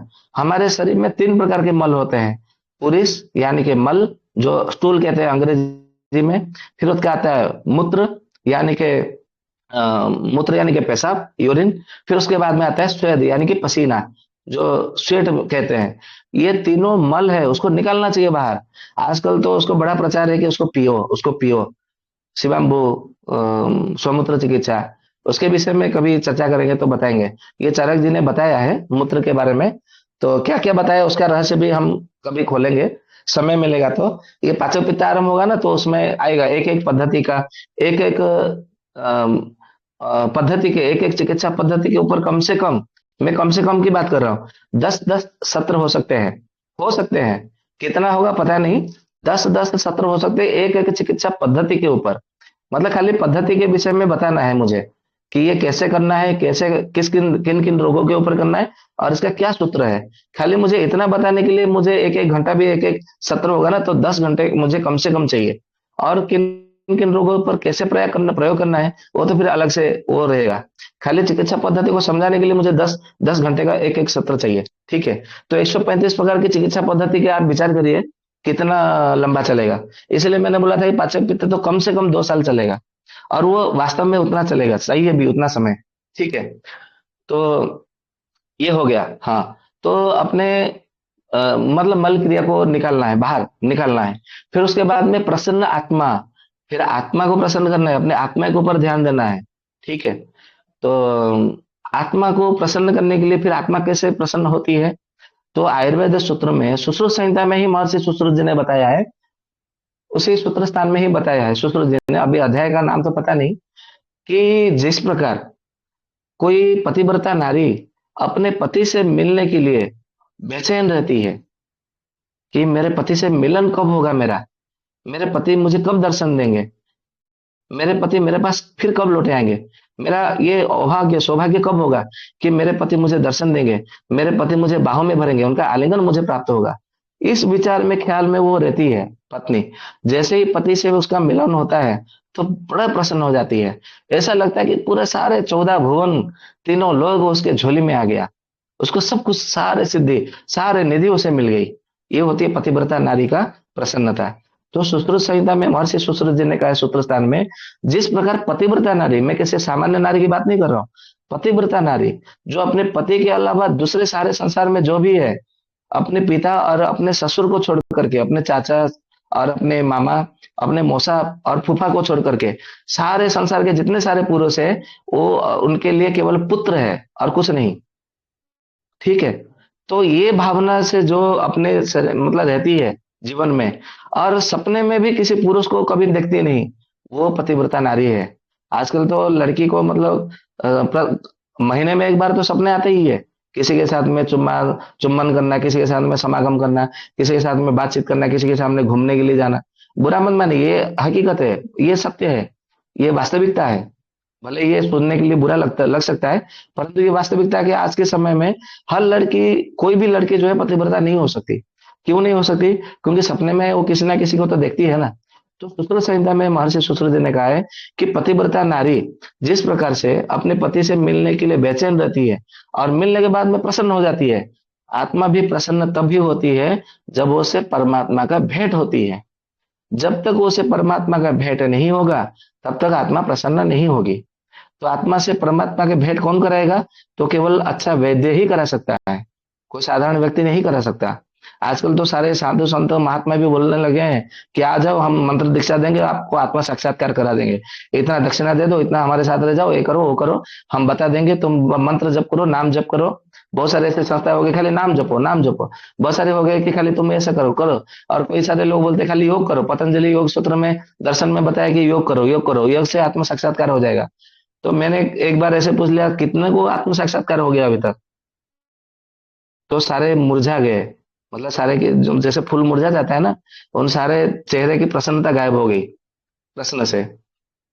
हालांकि मैं कभी कभी कटु वचन हो जाते हैं मेरे, पता नहीं कैसे स्वभाव बस हो जाता है।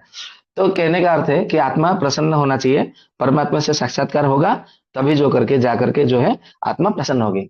फिर उसके बाद में कहते हैं कि इंद्रिय, इंद्रिय को हमारे कितने इंद्रिय है? तो 10 इंद्रिय है। ठीक है, 5 ज्ञानेंद्रिय जिसको बुद्धि इंद्रिय भी कहा जाता है, और 5 कर्म इंद्रिय है। इन सभी 10 इंद्रियों को आपको बल देना है, शक्ति सशक्त करना है। ठीक है, फिर उसके बाद में मन, मन में अंत में आता है मन। तो मन को स्थिर रखना है, मन को चित्त वृत्ति में लाना है। मन जो हम सभी का जो है केवल मन की स्थिति में है, हमें अपना मन को रूपांतरित करके चित्त में लाना है। जब हमारा मन चित्त में बदलेगा तभी जाकर के हमारा उद्धार होगा, इस संसार से उद्धार होगा। फिर हम जो है स्थित प्रज्ञ में जाएंगे। श्रीमद् भगवत गीता में महर्षि भगवान श्री कृष्ण जी ने अर्जुन को बताया कि स्थित प्रज्ञ हो जाओ, फिर तुम्हें कोई कर्म का फल नहीं लगेगा, ना पाप का लगे भोगेगा भोगना पड़ेगा, ना पुण्य का भोगना पड़ेगा। तो ये स्थित प्रज्ञा होने के लिए क्या करना पड़ेगा? तो स्थित प्रज्ञा होने के लिए अपने मन को चित्त में रूपांतरित करो। तो मन को चित्त में कौन रूपांतरित करेगा? तो कोई वैद्य ही है उसे मन को चित्त में परिवर्तन करने के लिए, रूपांतरित करने के लिए, ये निश्चित रूप से है। ठीक है, तो जब आपका मन चित्त में परिवर्तन हो जाएगा, फिर उसके बाद में महर्षि सुश्रुत जी ने क्या कहा है? स्वस्थ इति अभिधीयते, फिर आप स्वस्थ है। ठीक है, तो सबसे पहले उन्होंने क्या कहा? बात पित्त को दोषों को, पहले दोषों को समन करो, फिर अग्नि को बल दो, अग्नि को बढ़ाओ, अग्नि की सुरक्षा करो, फिर धातुओं को बल दो, मल का निसरण करो मतलब बाहर निकालो, आत्मा को प्रसन्न करो, फिर उसके बाद में इंद्रिय को सशक्त करो, फिर मन को चित्त में बदलो, तब जाकर के आप स्वस्थ होंगे। तब तक आपका शरीर स्वस्थ नहीं रहेगा। और उन्होंने कहा है कि धर्मार्थ काम मोक्षणम आरोग्य मूलमुत्तमम, ये सूत्र है चरक संहिता में, ये कहा है पहले अध्याय का पहले सूत्र है। ठीक है, कि आपको पुरुषार्थ करने के लिए जो पुरुषार्थ चतुष्टयम धर्म अर्थ काम मोक्ष, ये पुरुषार्थ करने के लिए परमात्मा भेजा है मनुष्य की योनि में, मनुष्य शरीर के लिए दिया है आपको, इसीलिए कि आप पुरुषार्थ करो। तो पुरुषार्थ करने के लिए आपका शरीर स्वस्थ होना चाहिए। आरोग्यम मूलम उत्तमम, अर्थात उत्तम आरोग्य ये उसका मूल है, अर्थात आपका स्वस्थ शरीर होना परम आवश्यक है। ठीक है, तो इस प्रकार से है। फिर उसके बाद में आते हैं कि जब हम रोग को जब तक हम नहीं दूर करते तब तक जो है हमारा मतलब रोगों का किसी भी प्रकार के रोग, कोई भी रोग हमारे शरीर में रहता ही है। तो हमारे शरीर में फिर क्या होता है कि वात जो है वायु दोष बढ़ता जाता है बढ़ता जाता है। ठीक है, फिर हमारा 13 प्रकार का अधारणीय वेग है। आप लोग को सबको पता ही होगा अधारणीय वेग क्या क्या है, 13 प्रकार के वेग सबको पता है। किन किन को पता है, कोई बता सकता है क्या? 13 प्रकार का आधारणीय वेग जिनको याद है बताइए, किनको याद है 13 प्रकार का आधारणीय वेग को? किसी को थोड़ा सा भी कुछ याद है?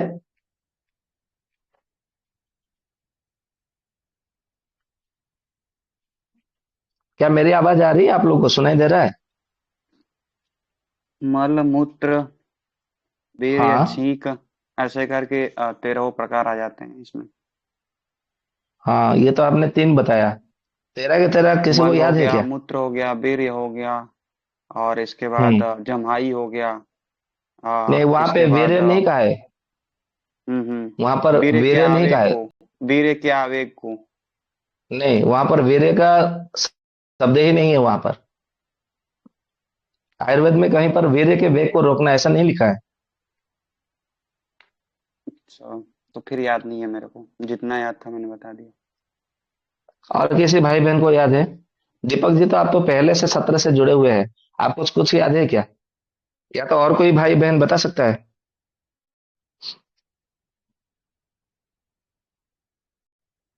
किसी को भी याद नहीं है? चलो ठीक है, कोई बात नहीं। कोई बताने के लिए अनम्यूट किए थे? बताना हो तो बता सकते हैं। जय जगन्नाथ आगे। हाँ, जय मल जय। का वेग, मूत्र का वेग, शुक्र का वेग, और अपन वायु का वेग, चिंक चिंक का वेग, और जो उल्टी आ रहे उल्टी का, या आ, और कामना का वेग, ये सब। और कुछ मेरा याद आ रहा है, लेकिन थोड़ा हिंदी में उसका नहीं बोल पा रहा हूँ, इसलिए थोड़ा। जो जम्हाई आता है, जम्हाई का वेग, भूख का वेग, और प्यास का वेग, ये। ठीक है, और कोई बता सकता है, बताना चाहता है? नहीं, चलो ठीक है। सबसे पहले आता है मल का वेग। मल का वेग नहीं, सबसे पहले मूत्र का वेग है। क्योंकि आपको दिन भर में 6 बार कम से कम मूत्र आता है, परंतु मल त्याग के लिए 2 बार जाते हैं। तो सबसे पहले आपको वहां पे आता है मूत्र का वेग। मूत्र का वेग नहीं रोकना चाहिए। दूसरे बार में आता है मल का वेग। मल का वेग कभी नहीं रोकना चाहिए। तीसरे बार में आता है आपका शुक्र का वेग। शुक्र का अर्थ वीर्य नहीं है, ये सबको समझना जरूरी है।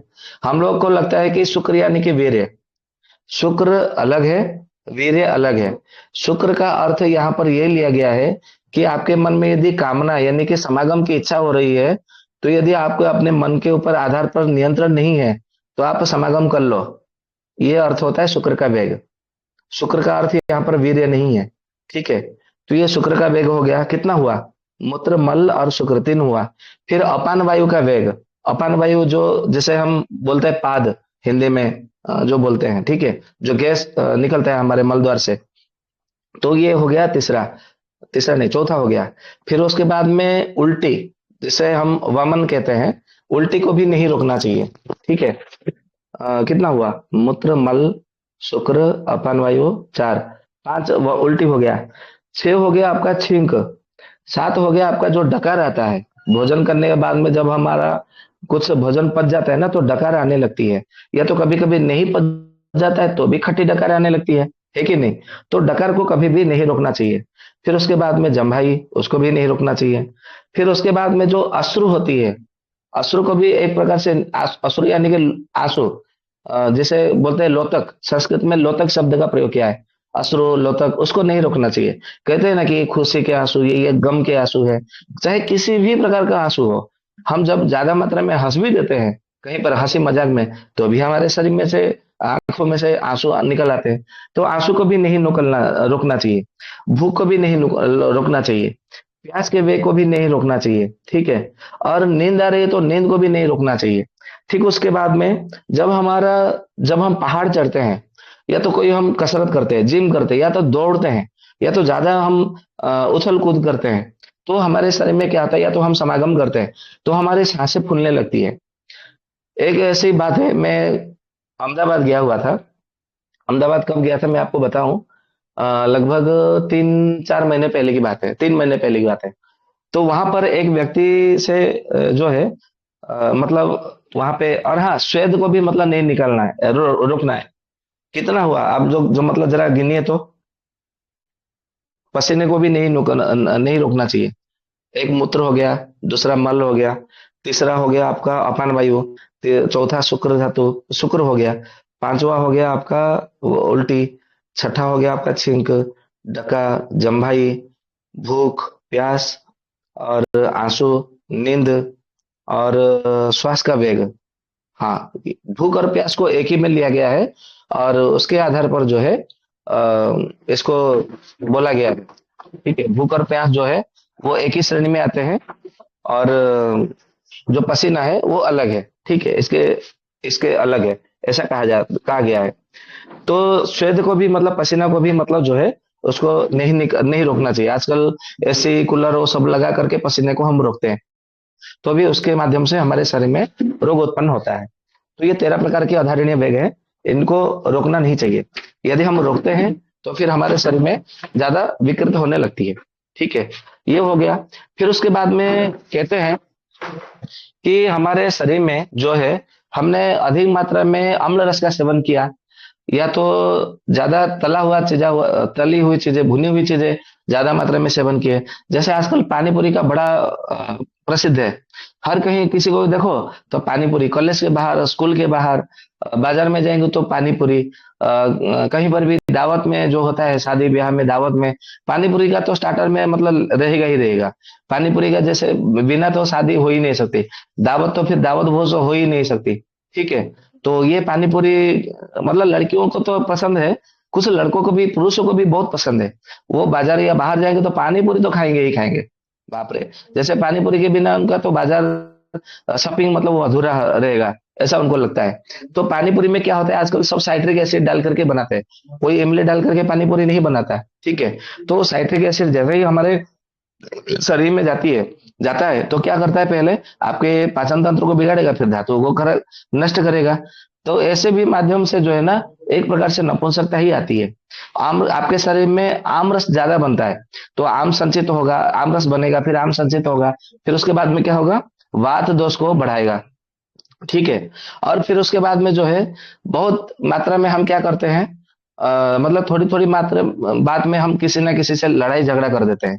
या तो फिर ऐसा है कि कहीं ना कहीं जाते हैं तो ज्यादा मात्रा में हम अपने शरीर में आघात प्रतिघात करते हैं, और फिर ज्यादा जो है टैटू करते हैं। टैटू भी करते हैं ना आपके शरीर में।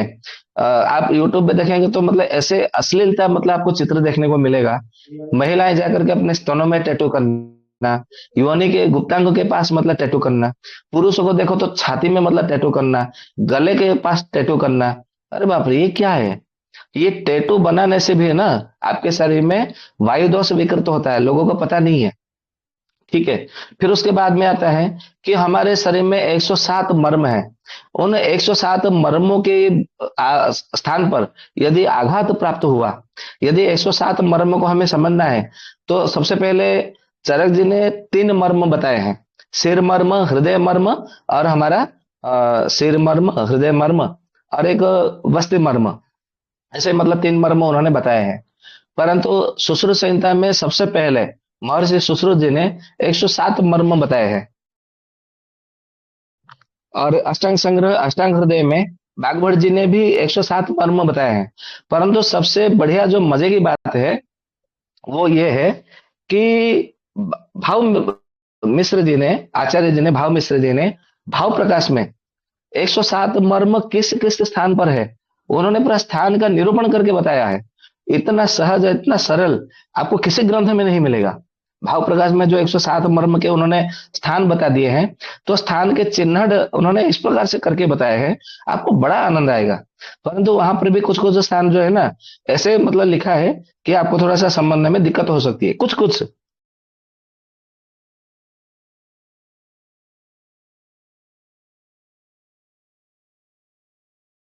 कुछ कुछ मर्मों के, बाकी 107 में से आप लगभग 80 मर्म तो आराम से समझ लेंगे। अच्छा, ये मर्म यहाँ पर, मर्म यहाँ पर, ये मर्म यहाँ है, अच्छा ये मर्म इससे काम करता है, वो समझ में आ जाता है धीरे धीरे। ठीक है, तो ये हो गया। फिर उसके बाद में आता है जो हाथी में बैठते हैं, या तो घोड़े में बैठते हैं, या तो ऊंट में बैठे बैठे रहते हैं। और कभी कभी ऊंट में आप बैठने के लिए जाते हैं तो ऊंट आपको गिरा देता है, या तो फिर आप घोड़े के ऊपर सवारी करते हैं और घोड़ा जो है आपको गिरा देता है। या तो हाथी की सवारी करते हैं, आप केरल, तमिलनाडु सब जाएंगे उधर, तो हाथी की सवारी बड़ा प्रसिद्ध है वहां पे। आप कभी जाएंगे तो आराम से मतलब एक ना एक बार आप हाथी की सवारी करिएगा। उत्तर प्रदेश के कुछ कुछ स्थानों में भी हाथी की सवारी करते हैं, ऐसा हमने सुना है, कभी हमने अनुभव नहीं किया। परंतु आप केरल में जाएंगे, तमिलनाडु में जाएंगे, तो फिर आपको हाथी की सवारी वहां पे करने के लिए होता है। ठीक है, तो आप हाथी, घोड़े, ऊंट आदि सवारी मतलब किए हैं, या तो आप गाड़ी चला रहे, जो बाइक, कार आदि चला रहे, फिर आपका एक्सीडेंट हो गया, ठीक है, दुर्घटनाग्रस्त हो गया आपके शरीर में, फिर वहां पे जो है आपके शरीर में वायु बढ़ती है। ठीक है, ठीक उसी तरह जो है हमारे शरीर में ज्यादा मात्रा में हम करेला खाते हैं, या नीम का सेवन करते हैं, या तो फिर जामुन का सेवन करते हैं। क्योंकि आजकल हर किसी के घर में देखेंगे, लगभग 90% घरों में, सबके घर में नहीं कर रहा हूं, 100% में से 90% घरों में आपको शुगर के मरीज आपको मिलेगा ही मिलेगा। ठीक है, प्रमेह जिसको बोलते हैं, आजकल तो बड़ा भारी ट्रेंड है कि आप जामुन खा लो ये हो जाएगा। आज किसी ने मतलब समूह में साझा किया था कि खाली कच्चा टमाटर का बीज निकाल करके उसका रस सेवन कर लो थोड़ा सा नमक डाल करके, तो आपका शुगर तो छुमंतर हो जाएगा। तो वीडियो देख करके मैं थोड़ा सा चल छाया चित्र देख करके मुझे हंसी आ रही थी। मतलब वाह, मतलब कभी कभी ऐसा लगता है कि चरक जी को तो कुछ पता ही नहीं था। आजकल के जो वैद्य लोग जो जैसे बता बात करते हैं ना मौलिकता को छोड़ करके, तो कभी कभी लगता है कि चरक जी को, सुश्रुत जी को, भागवत जी को, हरि जी को, क्षारपाणी जी को, चक्रपाणी जी को, पराशर महर्षि जी को और महर्षि वशिष्ठ जी को, इन लोगों को तो कुछ पता ही नहीं था। बस पता है तो ज्ञान है तो आजकल के वैद्य लोगों में है। आजकल के जो थोड़े बहुत जो कुछ छोटी छोटी कुछ किताब पढ़ करके जो ज्ञान ऐसे देते रहते हैं, तो मुझे भी बड़ा आश्चर्य होता है कि पहले के मतलब चरक जी को आ जा करके इनको मतलब इनसे से सीखना चाहिए।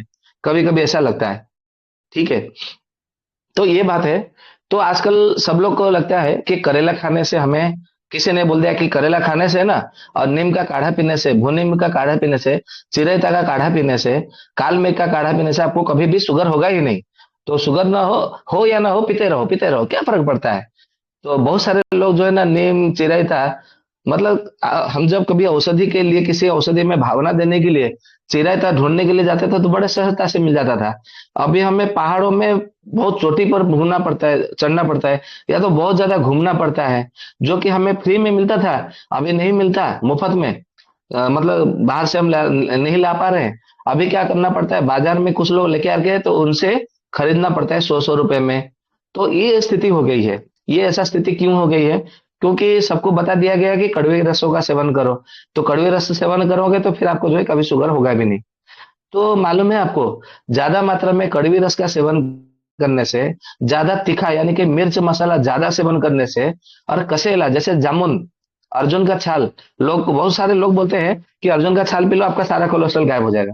अर्जुन का छाल का काढ़ा पीकर, काढ़ा लेकर के पी लो, आपका तो हृदय का बीमारी होगी भी नहीं, होगी भी तो ठीक हो जाएगा। चलो ठीक है, होगा तो ठीक हो जाएगा, लेकिन वो भी कुछ सीमा तक है।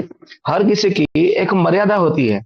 आपको सबसे पहले देखना है कि इसकी मर्यादा कहाँ तक है, आपकी रोग की सीमा कहाँ तक है, और ये औषधि की परिसीमा कहाँ तक है। क्या उस सीमा के अंतर्गत ये रोग आता है, नहीं तो वो औषधि का चयन मत करो। भले वो उसके हृदय के ऊपर अर्जुन का छाल का काढ़ा हो, फायदा क्या मिलेगा, कुछ लाभ नहीं मिलेगा।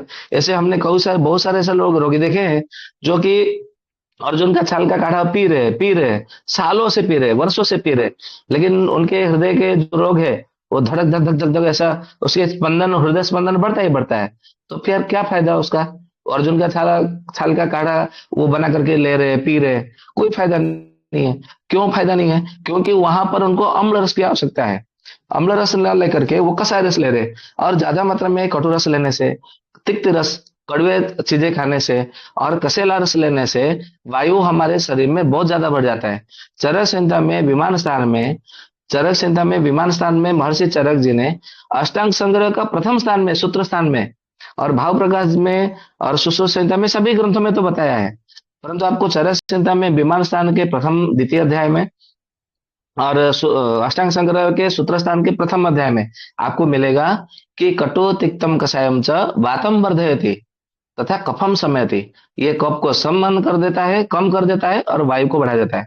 और चरक जी ने बताया है कि अपने भीतर रोग प्रतिरोधक शक्ति को बढ़ाने के लिए, अपने मन को शक्ति देने के लिए, अपने शरीर को यदि शक्ति देना है, बल देना है, धातुओं को बल देना है, तो फिर आपके शरीर में धारण शक्ति को बढ़ाना है, ज्ञान को बढ़ाना है। ज्ञान भी मतलब 3 प्रकार का होता है, सात्विक ज्ञान, राजसिक ज्ञान और तामसिक ज्ञान। ये भी चरक संहिता में बताया, मैं अपने मन से नहीं बता रहा हूँ। ठीक है, सात्विक ज्ञान सबसे श्रेष्ठ है।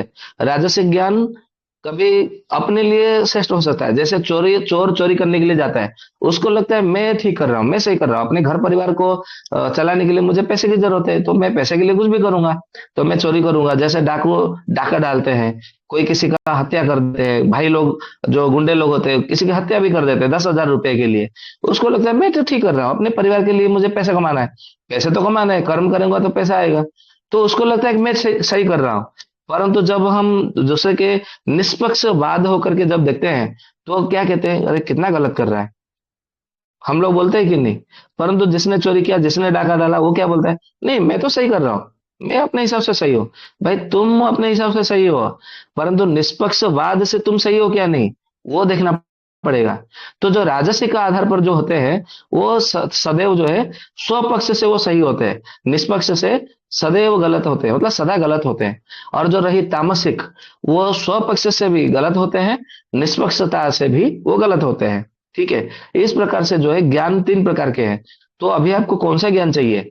तो यदि आपको सात्विक वाला जो ज्ञान है, जो कि सृष्टि के कल्याण के लिए, समाज के कल्याण के लिए, सबके भलाई के लिए, अपना भी भला हो, दूसरों का भी भला हो, अपना भी उद्धार हो, दूसरे का भी उदाहरण हो जाए, तो इस प्रकार से आपको ज्ञान लेना है तो सात्विक ज्ञान को आपको संग्रह करना पड़ेगा।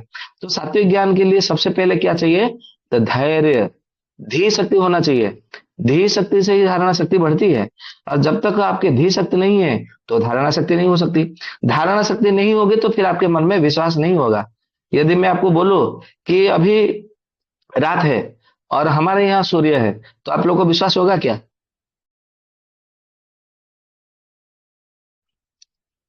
क्या मेरी आवाज आ रही है? सबको सुनाई दे रहा है? जी जी जी। तो आपको विश्वास होगा? जी नहीं। जी नहीं। नहीं। क्यों नहीं? क्यों नहीं? क्योंकि अभी ऐसा मतलब ये है, अपने आप में दृढ़ विश्वास है कि अभी ऐसा नहीं हो सकता है। नहीं। आपको मालूम है कि जब सूर्य निकलता है तो रात खत्म हो जाता है तो दिन हो जाता है। सूर्य के जी उजाले से ही दिन होता है। तो सूर्य है जी तो अभी रात कैसा है? ये तो फिर विरोधाभास हो गया। जी ये सूत्र आपको मालूम है, आप जानते हैं भली भांति। तो इसीलिए आप इसको, मेरी बात को आप विश्वास नहीं करेंगे, मानेंगे ही नहीं। ठीक है। यदि मैं किसी बच्चे को बोलूं, जो कि 4-5 साल का बच्चा हो, उसको बोलो कि बेटा हमारे इधर तो सूर्य है, हमारे इधर भी रात है, परंतु हमारे इधर भी सूर्य है, वो विश्वास करेगा कि नहीं करेगा? जी करेगा। क्यों करेगा? उसके लिए फिर भाव कैसे बदल गए, इसके अर्थ कैसे बदल गए? वो अभी हाँ जी। वो बच्चा है अभी, उसे मतलब ऐसा हो सकता है कि यहाँ होगा। नहीं, उसको इसलिए पता है, मतलब इसीलिए वो मानेगा या तो मान सकता है, क्योंकि उसको पता ही नहीं है कि वास्तव में वास्तविकता क्या है। सूर्य कहाँ कहाँ होते हैं और क्यों होते हैं, और सूर्य नहीं होते तो क्या होता है, और सूर्य होते हैं तो क्या होता है। इसका ये रहस्य उसको पता नहीं है। इसलिए उसको मैं बोलूंगा, छोटा बच्चे को, 3 साल के बच्चे को, जिसको थोड़ी बहुत समझ आ गई है, सूर्य चंदा मतलब इसको जिसको पता है, मैं उसको बोलूंगा कि हमारे इधर रात है, तुम्हारे इधर भी रात है, परंतु हमारे इधर रात में आकाश में अभी सूर्य दिखाई दे रहा है। तो वो मान लेगा, अच्छा सूर्य दिखाई, हमारे इधर तो नहीं दिखाई देता अंकल। आजकल बोलते हैं ना अंकल अंकल अंकल, तो बोलेंगे या तो वैद्य जी, या तो गुरु जी, या तो भैया जी, या पिताजी, चाचा जी, जो भी है, अच्छा हमारे इधर तो सूर्य नहीं दिखाई देता, वो ऐसे बोलेगा। परंतु आपके वहां दिखाई देता है, फिर भी वो विश्वास कर लेगा, क्योंकि उसको जानकारी का अभाव है। ठीक उसी तरह हमारे भीतर जब सात्विक ज्ञान का अभाव रहता है, राजसिक ज्ञान का अभाव हो या तो तामसिक ज्ञान का अभाव हो, तो भी विश्वास कर सकता है। परंतु जब सात्विक ज्ञान का नहीं, हाँ, जब सात्विक ज्ञान का अभाव रहेगा ना, तभी वो कुछ भी, किसी भी बात को, किसी के भी मन से थोड़ा बहुत कुछ सुनेंगे, तो भी वो उसको मान लेगा, उसको विश्वास कर लेगा। परंतु राजसिक और तामसिक ज्ञान का अभाव होने पर वो जो है, किसी भी बात को, हर बात को वो पहले परीक्षण करेगा, और निष्पक्षवाद से परीक्षण करेगा, तभी जा करके वो उसको मानेगा। ठीक है। और जब हम निष्पक्षवाद से हम परीक्षा नहीं करते हैं, तो हमारे शरीर में वायु का दोष प्रकोपित होता है। ये मैं नहीं बोल रहा हूँ, ये चरक जी ने बताया है। ठीक है। तो कभी कभी होता है कि उसके अकड़न जगड़न आ जाते हैं, स्तंभता आ जाती है, या तो उसके शरीर में कंपमान आ जाता है, या तो उसके शरीर में झटके आने लग जाते हैं, या तो उसके मन बहुत बेचैन रहता है, चंचलता आ जाती है, या तो अस्थिरता आ जाती है। ठीक है। और उसके हर बात में, हर थोड़े थोड़े बात में, कभी नाराजगी हो जाना, कभी उदास हो जाना, कभी दुखी हो जाना, कभी अच्छे से मतलब उसके शरीर धातु का शोषण हो जाना, और उसके शरीर में हल्का पन आ जाना, दुर्बलता आ जाना, ऐसा लगेगा कि मतलब मेरे शरीर में शक्ति ही नहीं है, प्राण ही नहीं बचे मेरे शरीर में, ऐसा उसको लगेगा। तो ये सब जब आ जाता है आपके शरीर में दिखने लगता है, और ये जब आपका सारे कार्य करते रहते हैं, तभी जाकर के आपके शरीर में वात दोष बढ़ता है। और वात दोष बढ़ने के कारण जो है आपका मन पूरी तरह से अस्थिर और बेचैन हो जाता है। ठीक है।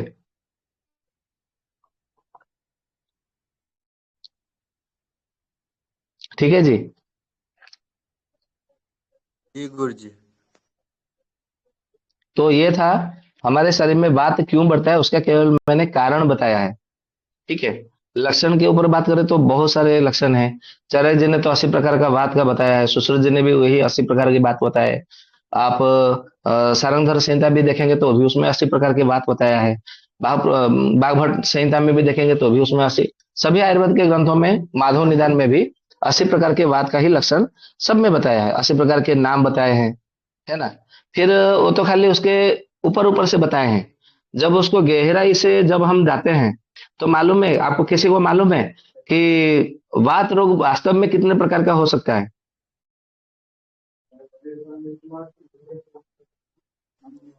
नहीं।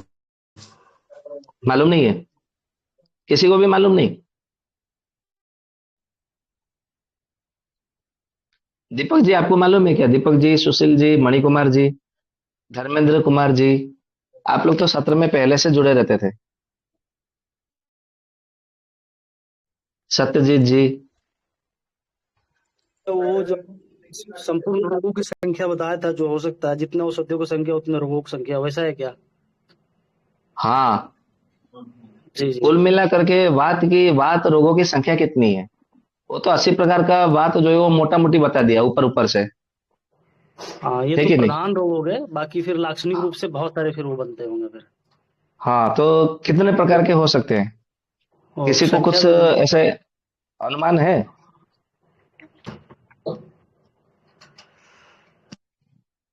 किसी को भी अनुमान नहीं है? चलो कोई बात नहीं। जिनको पता नहीं है या अनुमान में नहीं है, फिर अनुमान से बता सकते हैं कितने हो सकते हैं। ऐसे तो मूल रूप से 80 प्रकार के वात रोग बताया है आयुर्वेद ग्रंथों में, परंतु अनुमान से बताइए मूल रूप से, मतलब मुख्य कुल मिलाकर के कितने हो सकते हैं? 100 से 30। 100 से 130। अच्छा, और कोई बता सकता है? 240। 240। ठीक है, और बताओ। जैसे अब मुझे आज ऐसा लग रहा है जैसे बात रोग की नीलामी हो रही है। 240 एक, 240 दो।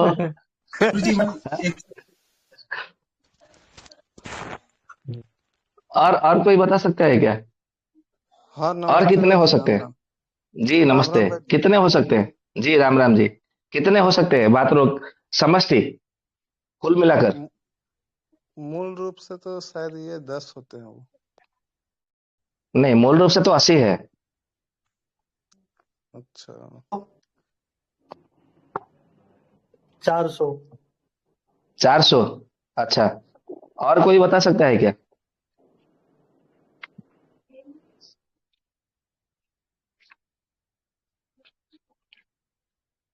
और आगे बढ़िए। 401, 402, 403। बढ़िए भैया। कोई नहीं पढ़ना चाहता? चलो मैं बता देता हूँ। कुल मिला करके वात रोग जो है 2000 प्रकार के हैं। लिख लीजिए जिनको लिखना हो तो। ठीक है।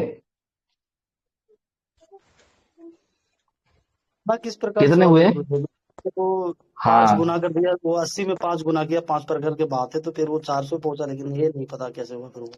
हाँ, हमारे शरीर में वायु कितने प्रकार के हैं? 5। 5 प्रकार के हैं। तो उसको 5 में एक दूसरे को, फिर मतलब उसको 5 में 5 गुणा करिए। 25। 25 हो गया ना? हम्म।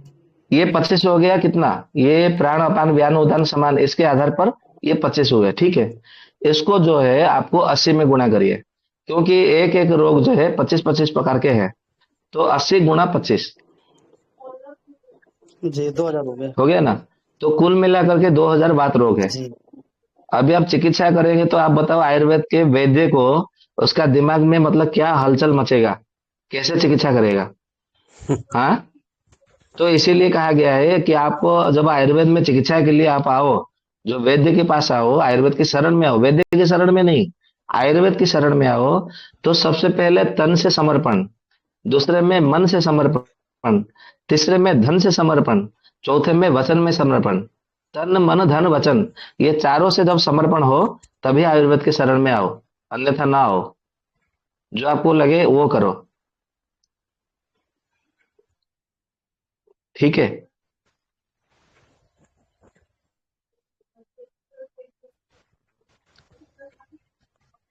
कुछ समझ में आया कि फिर भी नहीं आया?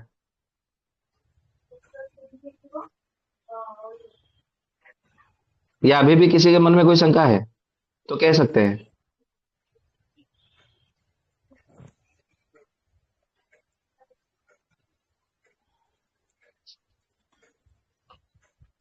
ठीक है। तो इस प्रकार से जो है हमारे शरीर में मुख्य रूप से 80 प्रकार के तो बात है, परंतु जब हम गहराई से जब देखते हैं तो कुल मिलाकर के 2000 प्रकार के होते हैं। ठीक है। तीर्थ, ये था बात रोग के विषय में। तो मुझे किसी ने जो प्रश्न किया था, शायद पांडे जी ने मुझे प्रश्न किए थे। तो ये तो चर्चा काफी लंबा हो गया, 1.5 घंटे का हो गया, और ऐसे भी 10:15 समय हो रहे हैं। तो चर्चा को यहीं पे विराम देते हैं। यदि आप लोगों के किसी मन में कोई प्रश्न हो तो कह सकते हैं, या तो फिर हम चर्चा को यहीं पे विराम करते हैं। 5 मिनट समय है, जिसको भी मतलब प्रश्न करना हो। ऐसा नहीं कि खाली वायु के विषय में, बात के विषय में, कोई भी प्रश्न हो आपके मन में हो तो पूछ सकते हैं, परंतु सारे उत्तर जो है मैं आपको आयुर्वेद के आधार पर ही दूंगा। गुरुजी, आत्म साक्षात्कार के लक्षण क्या होते हैं? आत्म साक्षात्कार का लक्षण, जी। उसका लक्षण के विषय में क्या बताए, वो लाक्षणिक तो नहीं है। ऐसा है, जब आत्म साक्षात्कार हो जाता है तो मन सदैव प्रसन्न रहता है, आनंद की अनुभूति होती है, किसी बात का कोई दुख नहीं होता, मन सदैव स्थिर रहता है। ठीक है। और धैर्य शक्ति धृति इतना बढ़ जाती है कि जैसे आपको किसी ने मतलब बांध दिया हो, जैसे मतलब करते हैं ना, अपहरण करने वाले आपको कुर्सी में बांध करके फिल्मों में भी दिखाया जाता है कि तुम वहीं पे पड़े रहोगे। तो हमारा मन भी ऐसे ही बंधा हुआ हो जाता है, मतलब बंधित हो जाता है, और मन में कोई विचार नहीं आते, विचार शून्य हो जाता है, किसी से बात करने की इच्छा नहीं होती, एकांत में रहने की इच्छा होती है, और एकांत में भी आनंद की अनुभूति होती है। कि हम मतलब अपने करते रहते हैं, चिंतन करते रहते हैं, मनन करते रहते हैं, संसार के विषय में कोई मन ध्यान में आता ही नहीं। ये अनुभव में रहता है, ये हमारा अनुभव है। बाकी बहुत सारा अनुभव तो ऐसे कहा जा सकता है, ये मुख्य मुख्य रूप से हमने मतलब प्रधान प्रधान अनुभव बताए आपको। जी। मेरा एक प्रश्न और था, जैसे मैं देखता हूँ ग्रुप्स में या फिर और लोगों को, तो वो दूसरे की आलोचना करना या तुलना करना, ये बहुत ज्यादा रहता है। मैं अपने मन से कहता हूँ कि सब कोई तो जर्नी में है, इस सफर की एक जर्नी में है, और उस जर्नी में उसकी जो चेतना है उस आधार पे वो अपनी बात रख रहा है या कह रहा है, जो भी है। लेकिन जब सामने वाला उसकी आलोचना करता है तो मैं ये सोचता हूँ कि क्या वो आलोचना उस इंसान की कर रहा है या फिर उस प्रकृति की कर रहा है जो उसके अंदर से बह रही है। तो फिर इसको लेकर के थोड़ा सा मन में ये रहता है कि सामने वाला अगर चेतना के स्तर पे हायर लेवल पे है या फिर आत्मा से उसका ज्यादा जुड़ाव है, तो फिर वो कैसे दूसरे की बुराई कर सकता है? क्यों नहीं वो उसके अंदर जो मूल स्वरूप है उसको क्यों नहीं देख रहा है वो? और यही कारण रिश्ते में खराबी आने का भी है, घर में झगड़ा होने का भी है, और बहुत सारी चीजों में यही है कि सामने वाला इंसान उसके बिगड़े हुए रूप को जो बाहर से मिला है उसको नहीं, उसको देख रहा है, उसके मूल स्वरूप को नहीं देख रहा है। तो इस पे किसके मतलब आपका क्या किसके मूल विचार है? स्वरूप को नहीं देख रहा है? आपका जो प्रश्न है उसको जरा स्पष्टता से करिए, जैसे साधारण लोग भी समझ सकते हैं, क्योंकि ये रिकॉर्ड हो रहा है। हाँ, मेरा कहना ये है कि जैसे मैं देखता हूँ बहुत सारे लोग जो अच्छे खासे नामी लोग हैं, या फिर चिकित्सा के क्षेत्र में बहुत आगे हैं, या फिर और लोग भी जिनको मैं देखता हूँ जो कहीं न कहीं सबकी नज़रों में हैं। वो लोग जब दूसरे की बुराई करते हैं, तो वो जब बुराई कर रहे हैं तो वो किसकी बुराई कर रहे हैं? उनके अवगुणों की बुराई कर रहे हैं या फिर उनके व्यक्तित्व की बुराई कर रहे हैं, या फिर कहीं न कहीं जो उनका मूल स्वरूप है उसको ना देख कर के उनके बिगड़े हुए स्वरूप को देख रहे हैं। तो ये ऐसा क्यों होता है कि जो लोग चेतना के ऊँचे स्तर पे हैं या फिर लोगों की नज़रें में हैं, वो ऐसा क्यों करते हैं? हाँ, जब हम किसी के, ये जो जो बुराई करना, ये भी व्यक्ति विशेष के आधार पर हो सकता है, क्योंकि आज के समय में तो समाज में हर कोई बुराई करता है। आपको ऐसा व्यक्ति मुझे खोज के लाइए जो किसी की बुराई नहीं करता हो।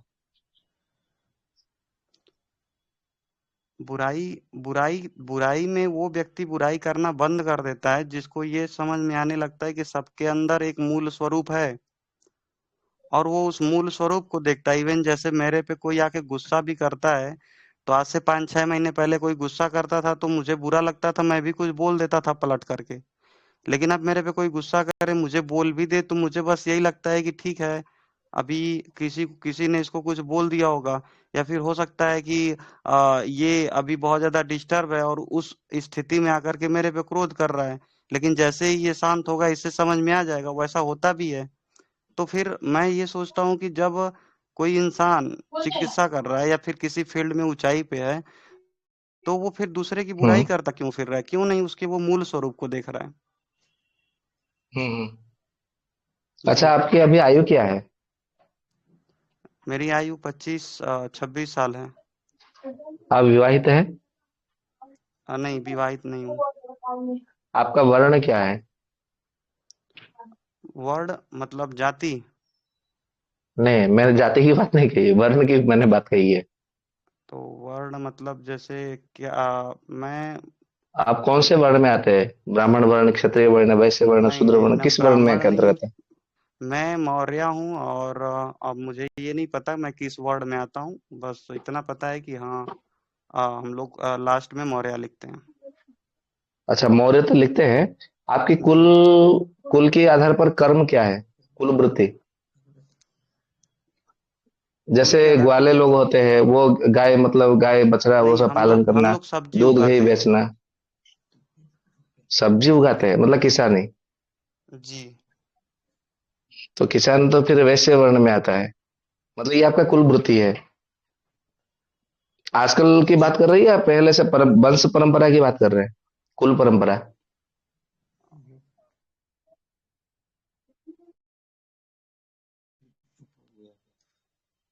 मतलब अब ये वर्ड तो मुझे नहीं पता कि मैं ब्राह्मण हूँ, वैश्य वैश्य हूँ, क्षत्रिय मतलब क्या हूँ, शूद्र हूँ, ये मुझे सबसे ये पहले तो नहीं जानना पता। मैं एक फोन आ गया था। लेकिन हेलो। हेलो। हाँ जी। हाँ, मैं जी ये जी कह जी, रहा हूँ, आवाज आ रही मुझे है? वर्ड तो अपना नहीं पता है, लेकिन हाँ इतना पता है कि मेरे खानदान में लोग मौर्य लिखते हैं, तो मैं भी मौर्य लिखता हूँ। वंदे मातरम। गुरुजी थोड़ा सा बोलना चाहेंगे बीच में। राम राम जी। जैसे राम राम। गुरुजी, जैसे कि मेरे खानदान में है कि मेरा दादाजी तेल वाला काम करते थे, तो वो हम तेली हाँ हुए। उसी जी प्रकार से बिल्कुल। विपिन भैया को बोल रहे हैं। जैसे कोई कुंभ यानी कि जो माटी का घड़ा बनाते हैं, तो उसे कुंभकार कहा जाता है। कोई स्वर्ण बनाते हैं, स्वर्ण चांदी, तो उसे स्वर्णकार कहा जाता है। लोह, जो लोहे के काम करते हैं, लोहा बनाना, पिघलाना, कोई अस्त्र शस्त्र निर्माण करना, परसों ये सब बनाना, तो उसे लोहकार कहा जाता है। जो कपड़े बुनते थे, तो उसे तंती या बुनाकार कहा जाता था, वस्त्रकार कहा जाता था। ठीक है, जो मिठाई वो सब बनाते थे, तो उसे ये कहते थे, मिठाई वालों को क्या बोलते थे, उसको गुड़कार कहा हलवाई जाता था। हलवाई हलवाई। हलवाई, हलवाई तो उसे हिंदी शब्द हो गया। संस्कृत में हम बात करें तो उसे हम, जो मिठाई बनाते थे तो उसे गुड़कार कहा जाता था। वो गुड़ भी बनाते थे और मिठाई भी बनाते थे। ठीक है। तो हर एक कुल वृत्ति होती थी। तो उस कुल वृत्ति के, वो कुल के हिसाब से वो अपना वृत्ति होता था। जैसे नाई नापित क्या करते हैं, मतलब हजामत वो करते थे। नाई जो बाल दाढ़ी नाखून काटना, ये उनका काम होता था। ठीक है। तो आपका कुल वृत्ति क्या है, वो उसको आप ध्यान दीजिए। आजकल लगभग 30 वर्षों से हम सबका कुल वृत्ति को तहस नहस कर दिया, ध्वस्त विध्वस्त कर दिया। गांव से शहर की बात करें, मुख्य मुख्य उस समय दिल्ली, मुंबई, चेन्नई, कोलकाता, बेंगलुरु, या तो जो बड़े बड़े शहर जो होते थे पहले, मतलब आप 50 साल पहले जाएंगे, जब भारत स्वतंत्रता स्वाधीनता हुआ था, उस समय, या तो उससे 50 वर्ष और पीछे चले जाना पड़ेगा आपको, मतलब 150 वर्ष के आसपास आपको जाना पड़ेगा। तो बड़े बड़े शहरों में सबसे पहले कुल वर्ण व्यवस्था को ध्वस्त विध्वस्त किया गया। फिर उसके बाद में गांव से जो है, अभी 30 35 40 वर्षों से गांव का कुल वृत्ति नष्ट कर दिया गया। 30-35 वर्षों से। तो अभी किसी को अपना कुल वृत्ति पता ही नहीं है, क्योंकि मैंने देखा है कई जगह पे ब्राह्मण कुल में जन्म हुआ है लेकिन वो सैलून दुकान खोल के बैठे हैं। तेलकार के कुल में जन्म हुए हैं और वो जाके कब बढ़ई के काम कर रहे हैं, जबकि उसको नहीं करना चाहिए। उसके करने से क्या होगा, फिर उसके शरीर में धातु विकृत होगा और उसी से फिर नपुंसकता आती है। केवल वर्ण व्यवस्था, केवल दूसरे के लड़की के साथ आप विवाह करेंगे तो वर्ण संकरता नहीं हो जाएगा। इसको कार्य संकर, कर्म संकर भी कहा जाता है। जब आपको कोई बात को अच्छे से उपस्थापना नहीं करते हैं, गलत तरीके से बताते हैं, तो वहां पर वाणी संकरता आती है। संकरता केवल वर्ण में नहीं होता। जैसे आयुर्वेद की चिकित्सा में हम पंचकर्म जिसको आवश्यकता नहीं है उसको करते हैं, जिस प्रकार से आवश्यकता नहीं है उस प्रकार से करते हैं, तो ये क्रिया संकरता होती है, तो उससे भी रोग उत्पन्न होता है। जिससे बात करना चाहिए यदि हम उससे बात करते हैं, या तो ये तो यहाँ पर स्वस्थ वृत्त में आप आयुर्वेद में देखेंगे, पढ़ेंगे, तो वहां पे बताया कि जहां पर नहीं बोलना चाहिए यदि वहां पे आप बताते हैं, जिसको नहीं सिखाना चाहिए यदि उसको सिखाते हैं, तो फिर ये वाणी की संकरता आती है। तो ये एक प्रकार से जो वाणी की संकरता है, फिर आपके धातुओं को ओज, वाणी की संकरता से ओज धातु विकृत होता है। ओज धातु विकृत होगा तो शुक्र धातु, फिर वायु दोष, मन का दोष, वो सब तो आएगा ही आएगा उसके पीछे पीछे, ये तो सो होगा। ठीक है। और रही बात, आपने पूछा कि जब हम किसी की बुराई करते हैं, बुराई किसकी किया, मतलब किसने किया, किस अवस्था में किया, किस परिस्थिति में किया, उस परिवेश, उस वातावरण को सबसे पहले समझना पड़ेगा। जब तक तो उस परिस्थिति को हम नहीं समझेंगे, नहीं बोलेंगे, तब तक हम ये नहीं कह सकते, या तो ये निश्चित पर नहीं कर पहुंच सकते, निर्धारित नहीं कर सकते कि उसने उसकी बुराई की है। ठीक है जी। गुरुदेव एक बात बताएंगे, मैं पूछ रहा हूँ। हाँ, जैसे कि कार्य के हिसाब से भी वर्ण का जो है कि ये स्थितियां तय हुआ। जैसे कि अभी हम सब आपसे नहीं आयुर्वेद कार्य, सीख। नहीं नहीं, एक मिनट। कार्य के आधार पर वर्ण की नहीं मतलब निश्चित हुआ, वर्ण के आधार पर कर्म निश्चित किए गए हैं। अच्छा ठीक है। जैसे मान लीजिए हम वैद्य हैं और हम वैद्य का कार्य कर रहे हैं और कोई नया वैद्य बन भी रहा है, सीख भी रहा है और आगे वैद्य भी बनेगा, तो फिर इसमें उनका जो है कि ये वर्ण कैसे निर्धारित होगा, कौन से वर्ण में आएगा, वैद्य कौन से वर्ण में आएगा? ये तो बड़ा कटु सत्य है, बताना तो नहीं चाहिए, लेकिन आपने पूछा है तो मैं बता देता हूँ। आयुर्वेद के जी जो 135 प्रकार की चिकित्सा पद्धति है, तो उस 135 प्रकार की चिकित्सा पद्धति में उसके अलग अलग विभाग है। और उसमें कितने विभाग है, तो उसमें कहा गया, चरक जी ने कहा है कि इसके 16 विभाग है। ठीक है। तो जो 16 विभाग है, 16 विभाग में कहीं पर ब्राह्मण वर्ण का वैद्य होना चाहिए, किसी विभाग में क्षत्रिय वर्ण होना चाहिए, और किसी विभाग में वैश्य वर्ण का होना चाहिए। और ये चिकित्सा क्षेत्र में इसको कहा गया है। और उन सब के लिए जो आवश्यकता है, जो जो वस्तु की, द्रव्यों की आवश्यकता है, उसे शूद्र वर्ण के व्यक्तियों को, मतलब चिकित्सक के माध्यम से ही वो रहेंगे, परंतु वो संग्रह करके उनको बताएंगे, मतलब करेंगे। जैसे ऑपरेशन थिएटर में ऑपरेशन डॉक्टर करता है, लेकिन उसके सहयोगी डॉक्टर होते रहते हैं।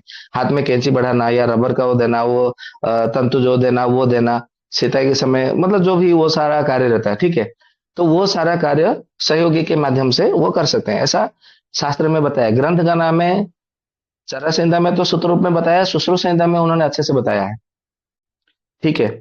और हरित संहिता में भी बात करें तो वहां पर भी उन्होंने सूत्र रूप में बताया है। हालांकि आज के समय में ये बात करूंगा क्योंकि रिकॉर्डिंग हो रहा है तो कहना भी नहीं चाहिए आज के समय के हिसाब से, परंतु आपने पूछा है इसलिए मैं बता रहा हूँ, अपने मन से नहीं बोल रहा हूँ। और जो बता रहा है, जो मैं कह रहा हूँ, वो अपने हिसाब से नहीं बता रहा हूँ, आयुर्वेद के शास्त्र के आधार पर बता रहा हूँ। कि उन्होंने कहा है सूत्र रूप में कि ब्राह्मण वर्ण के अतिरिक्त चिकित्सा करने का अधिकार जो है ना, दूसरे वर्णों को कम है, कम रहना चाहिए, मतलब नहीं रहना चाहिए, ऐसा उन्होंने कहा है। या तो ना के बराबर रहना चाहिए, तो कम रहना चाहिए, ऐसा कहा गया है। परंतु आज के समय के हिसाब से मतलब कहना कितना सही रहेगा या करना कितना सही रहेगा, उसके आधार पर मैं नहीं कह सकता। आपने पूछा है तो मैं आपको आयुर्वेद के आधार पर बता दिया। जो ग्रंथ में लिखा है, शास्त्रों में लिखा है, वो मैंने बता दिया। अभी कौन इसका क्या अर्थ करेगा, क्योंकि कहा जाता है यथा दृष्टि तथा सृष्टि। जिसकी जैसा दृष्टिकोण होता है, उसे हर बात उसके उसी प्रकार ही लगती है। इसलिए मैं इसके ऊपर कोई मंतव्य या तो टिप्पणी, कोई व्याख्या, कोई परिभाषा कुछ नहीं करना चाहता। ठीक है, आपने गुरुजी मेरा इसमें एक पूछा तो मैंने बता मतलब दिया। विचार मेरा एक इसमें थोड़ा एक और विचार पूछना था। है थोड़ा सा और। हाँ। जैसे कि कोई भी जैसे वर्ड होता है, तो क्या हम्म। वो वर्ड जब पैदा हुआ इस जन्म में, इसी जन्म का होता है, या फिर जो वो अनुभूति पिछले कई जन्मों से कर रहा है वो उसका वर्ड निर्धारित करता है? वर्ण निर्धारित जो आपके जिसके कुल में जन्म हो गया वो आपका वर्ण है। ये परम सत्य है। चाहे आप मानो या ना मानो, वो आपके ऊपर है। आपका मन कितना ग्रहण करता है। तो वो प्रतिभा जो रहती है, जो एक छोटे से बालक के अंदर अलग अलग लोगों में अलग अलग प्रतिभा रहती है, तो उस प्रतिभा हम्म। का उसके वर्ड से लेना देना रहेगा या नहीं रहेगा? नहीं, उसके वर्ण से कोई लेना देना, कोई संबंध नहीं रहेगा। उसके भीतर वो प्रतिभा है, पिछले जन्म का कोई प्रतिभा है, तो प्रतिभा संपन्न उसे कहा जाएगा कि इसके भीतर वह प्रतिभा है। परंतु उसकी वर्ण तो कभी नहीं बदलते। वर्ण का अर्थ क्या है, हम इसको यदि आयुर्वेद के आधार पर करेंगे, तो आयुर्वेद में कहा गया है कि वर्ण 4 प्रकार की होती है।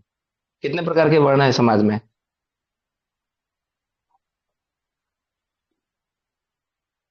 वो क्या तो हमारी आवाज आ रही है? ब्राह्मण क्षत्रिय वैश्य शूद्र, वो तो 4 प्रकार होता ही है। 4 प्रकार के होते अ, हैं। तो आपके शरीर जी। में ब्लड ब्लड ग्रुप कितने हैं? पूरे समाज में ब्लड ग्रुप कितने हैं? चार। 4 ही है। 4 है। तो आपका जन्म से यदि मान लीजिए कि ओ पॉजिटिव है, आप किसी भी साइंटिस्ट के पास, किसी भी डॉक्टर के पास जाओ और उसको बोला कि मेरा जो ओ पॉजिटिव है ना, मुझे ए पॉजिटिव करना है या तो ए नेगेटिव करना है, संभव है क्या ये? नहीं नहीं। क्यों नहीं संभव है? आजकल तो कुछ भी कराया जा सकता है विज्ञान से।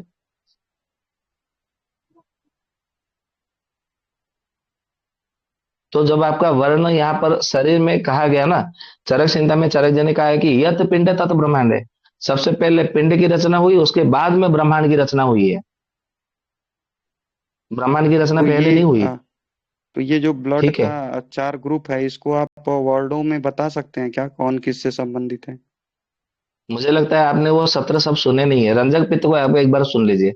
उसमें हमने पूरा आधा खुलासा किया है, और आधा जो खुलासा है वो रक्त धातु के ऊपर, जब हम पाचक पित्त में आएंगे, रस रक्त आदि जो धातु के ऊपर आएंगे, उसमें आधा आधा तो नहीं, रंजक पित्त में हमने 100% में से केवल 10% ही हमने पर्दा उठाया है। 90% हम रक्त धातु के ऊपर जब चर्चा करेंगे, उसके ऊपर हम बताएंगे समाज में क्या व्यवस्था है, वर्ण व्यवस्था क्या है, कैसे होती है। जी। और इसका प्रमाण मनुस्मृति में ही मिलेगा आपको। मैं यदि संहिताओं की बात करूं तो मनुस्मृति में, उपनिषदों की बात करूं तो उसमें ब्रह्मदारण्यक उपनिषद में है, और दर्शन शास्त्र की बात करूं तो फिर आपको उसमें मिलेगा वैशेषिक दर्शन में। नहीं, वैशेषिक दर्शन नहीं, मीमांसा दर्शन में मिलेगा। फिर उसके बाद में वेदांत दर्शन में भी मिलेगा। और वेद की बात करूं तो ऋग्वेद में आपको इसका उत्तर मिलेगा। ऋग्वेद में, यजुर्वेद में भी मिलेगा।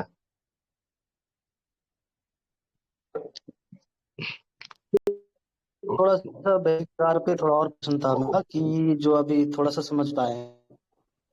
हम्म।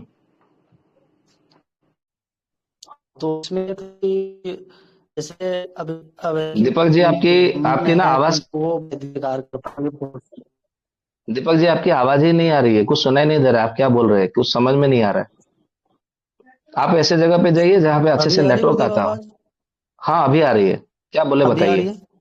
हाँ हाँ। हाँ, तो मैं ये बोल रहा हूँ कि जैसे आपने कहा कि वैदिक कार्य जो है कि एक ब्राह्मण जो कुल से हैं वो कर सकते हैं पूर्ण रूप से, लेकिन शास्त्रों में भी कहा है कि विद्या पर सबका संपूर्ण अधिकार है। अगर यदि कोई विद्या पूर्ण रूप से अधिकार प्राप्त कर ले वैदिक कार्य, तो फिर वो क्यों नहीं वैदिक कार्य कर सकता है? मैंने आपको इसका उत्तर पहले ही दे दिया है कि मैं इसके ऊपर कोई टिप्पणी, कोई मंतव्य नहीं करना चाहता। अच्छा, ये शास्त्रों में लिखा तो है। फिर कोई भी वैद हाँ, लेकिन अगर आपने यदि कोई पूछा सीख करके आपने वैदिक पूछा कार्य आपने पूछा, कर इसलिए मैंने बता दिया। परंतु उसके ऊपर मैं कोई मंतव्य ना करूं तो ही अच्छा है। हाँ, जब हम एकांत में मिलेंगे तो उसके जब नॉन रिकॉर्ड में रहेगा, तब इसके ऊपर बात करेंगे। नहीं तो आज के ऊपर है ना, आपके ऊपर भी केस हो सकता है, मेरे ऊपर भी केस हो सकता है, जातिवाद को लेकर के। इसलिए आज के समय कानून बलवत्तर है, विधर्मियों का बड़ा शासन चल रहा है, विधर्मियों का बड़ा राज है।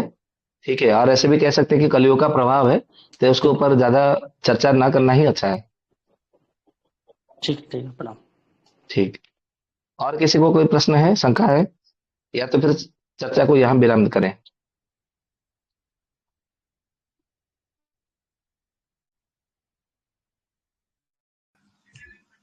हाँ गुरु जी प्रणाम। हाँ जी, प्रणाम। हाँ गुरु जी, जो जैसे हम लोग आपकी एक मैंने व्याख्यान सुना, तो उसमें आपने बोले कि 9:15 या 9 बजे तक भोजन कर लेना चाहिए।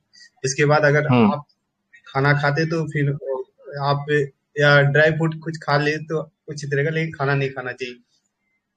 तो जैसे अभी सबसे मेरा पहली भोजन बात तो शाम का डेली साढ़े सबसे पहली बात है, हमने कहीं ये नहीं कहा कि आपको 9 साढ़े 9 बजे तक भोजन कर लेना चाहिए। हमने ये नहीं कहा है। हमने कहा है सूर्यास्त से आधा पहर के भीतर आपका भोजन हो जाना चाहिए रात का। हमने ऐसा कहा है। यदि आप कहीं बाहर काम कर रहे हो, या तो किसी कार्यवश आप फंसे हो, या तो व्यस्त हो, या तो कहीं पर नौकरी कर रहे हो, तो बात अलग है। आपको आने में दिक्कत हो जाती है, देर हो जाती है, तो और आधा घंटा या तो और मतलब और आधा पहर आप ले सकते हैं। वो व्यवस्था पूर्वक है, क्योंकि आज के समय ही ऐसा बन गया है वातावरण, कि आप चाह कर भी कुछ नहीं कर सकते। ठीक है। तो उसमें और जैसे मान लीजिए कि 6 बजे सूर्योदय है, आधा पहर यानी कि 7:30 बजे तक आपका भोजन हो जाना चाहिए। यदि फिर भी नहीं हो जाता है, और आधा पहरा आप उसमें ले सकते हैं, वो व्यवस्था पूर्वक है। यानी कि 9 बजे तक आप ले सकते हैं। परंतु इसका अर्थ ही नहीं कि आपका 9 बजे तक आपका भोजन करने का विधान है। विधान जो है वो आधा पहर तक ही है, सीमित है। ठीक है जी।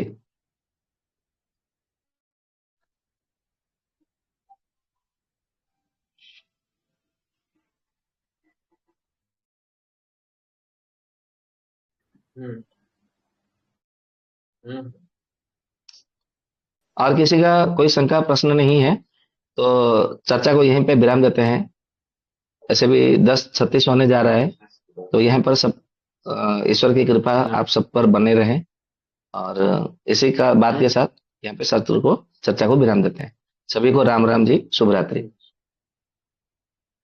जी राम राम।